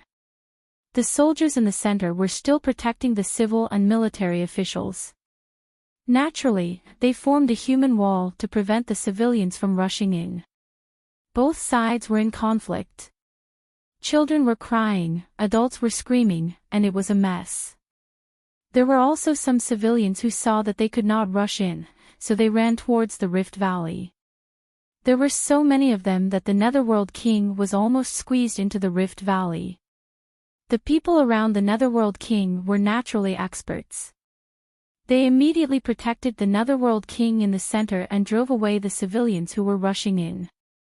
Once a crowd formed in an environment, many people would not be able to control themselves. Many people escaped to the edge of the Rift Valley with great difficulty, but when the people behind rushed in, the people at the front could not stand still and immediately fell into the Rift Valley like dumplings. The long screams pierced through the air, making people's hearts tremble with fear. The Netherworld King's face turned pale, and he immediately ordered the soldiers to stop the civilians who were rushing forward. However, under the shadow of death, How many people could rationally line up according to the Netherworld King's order? The fog on the three sides was getting closer and closer, leaving less and less space for the civilians. People at the periphery were attacked by the fog from time to time, and they were either turned into fireballs, ice sculptures, or skeletons. The crowd was filled with cries as if it was the end of the world. The situation was about to spiral out of control. Your Majesty, you must make a decision as soon as possible. I will escort your Majesty there first. It may be dangerous there, but it is better than waiting for death here. Your Majesty, we can't wait for that Devil Master any longer. She might have already found a way to survive and escaped. That's right. She's the Devil Master after all, and we've misunderstood her before. Young Master even sent troops to attack Mo Palace. It's good enough that she didn't hit us when we're down. Why would she be willing to put in the effort to save us from the underworld? The Netherworld generals all spoke up, trying to persuade the Netherworld King to bring his men over first. Under the shadow of death, if the Netherworld King didn't leave, these Netherworld generals wouldn't dare to move first. Naturally, they urged the Netherworld King on. The Nether King's face was also pale. He could pass, but what about the commoners? What about the hundreds of civil officials? All destroyed here.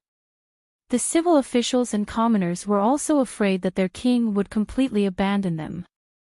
They looked at him anxiously, some shouting, some crying, "Your Majesty, when the time is right, we need to cut our losses."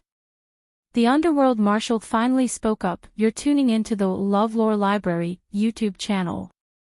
We're so grateful for your support, and don't forget to subscribe to join us on this incredible journey through captivating stories.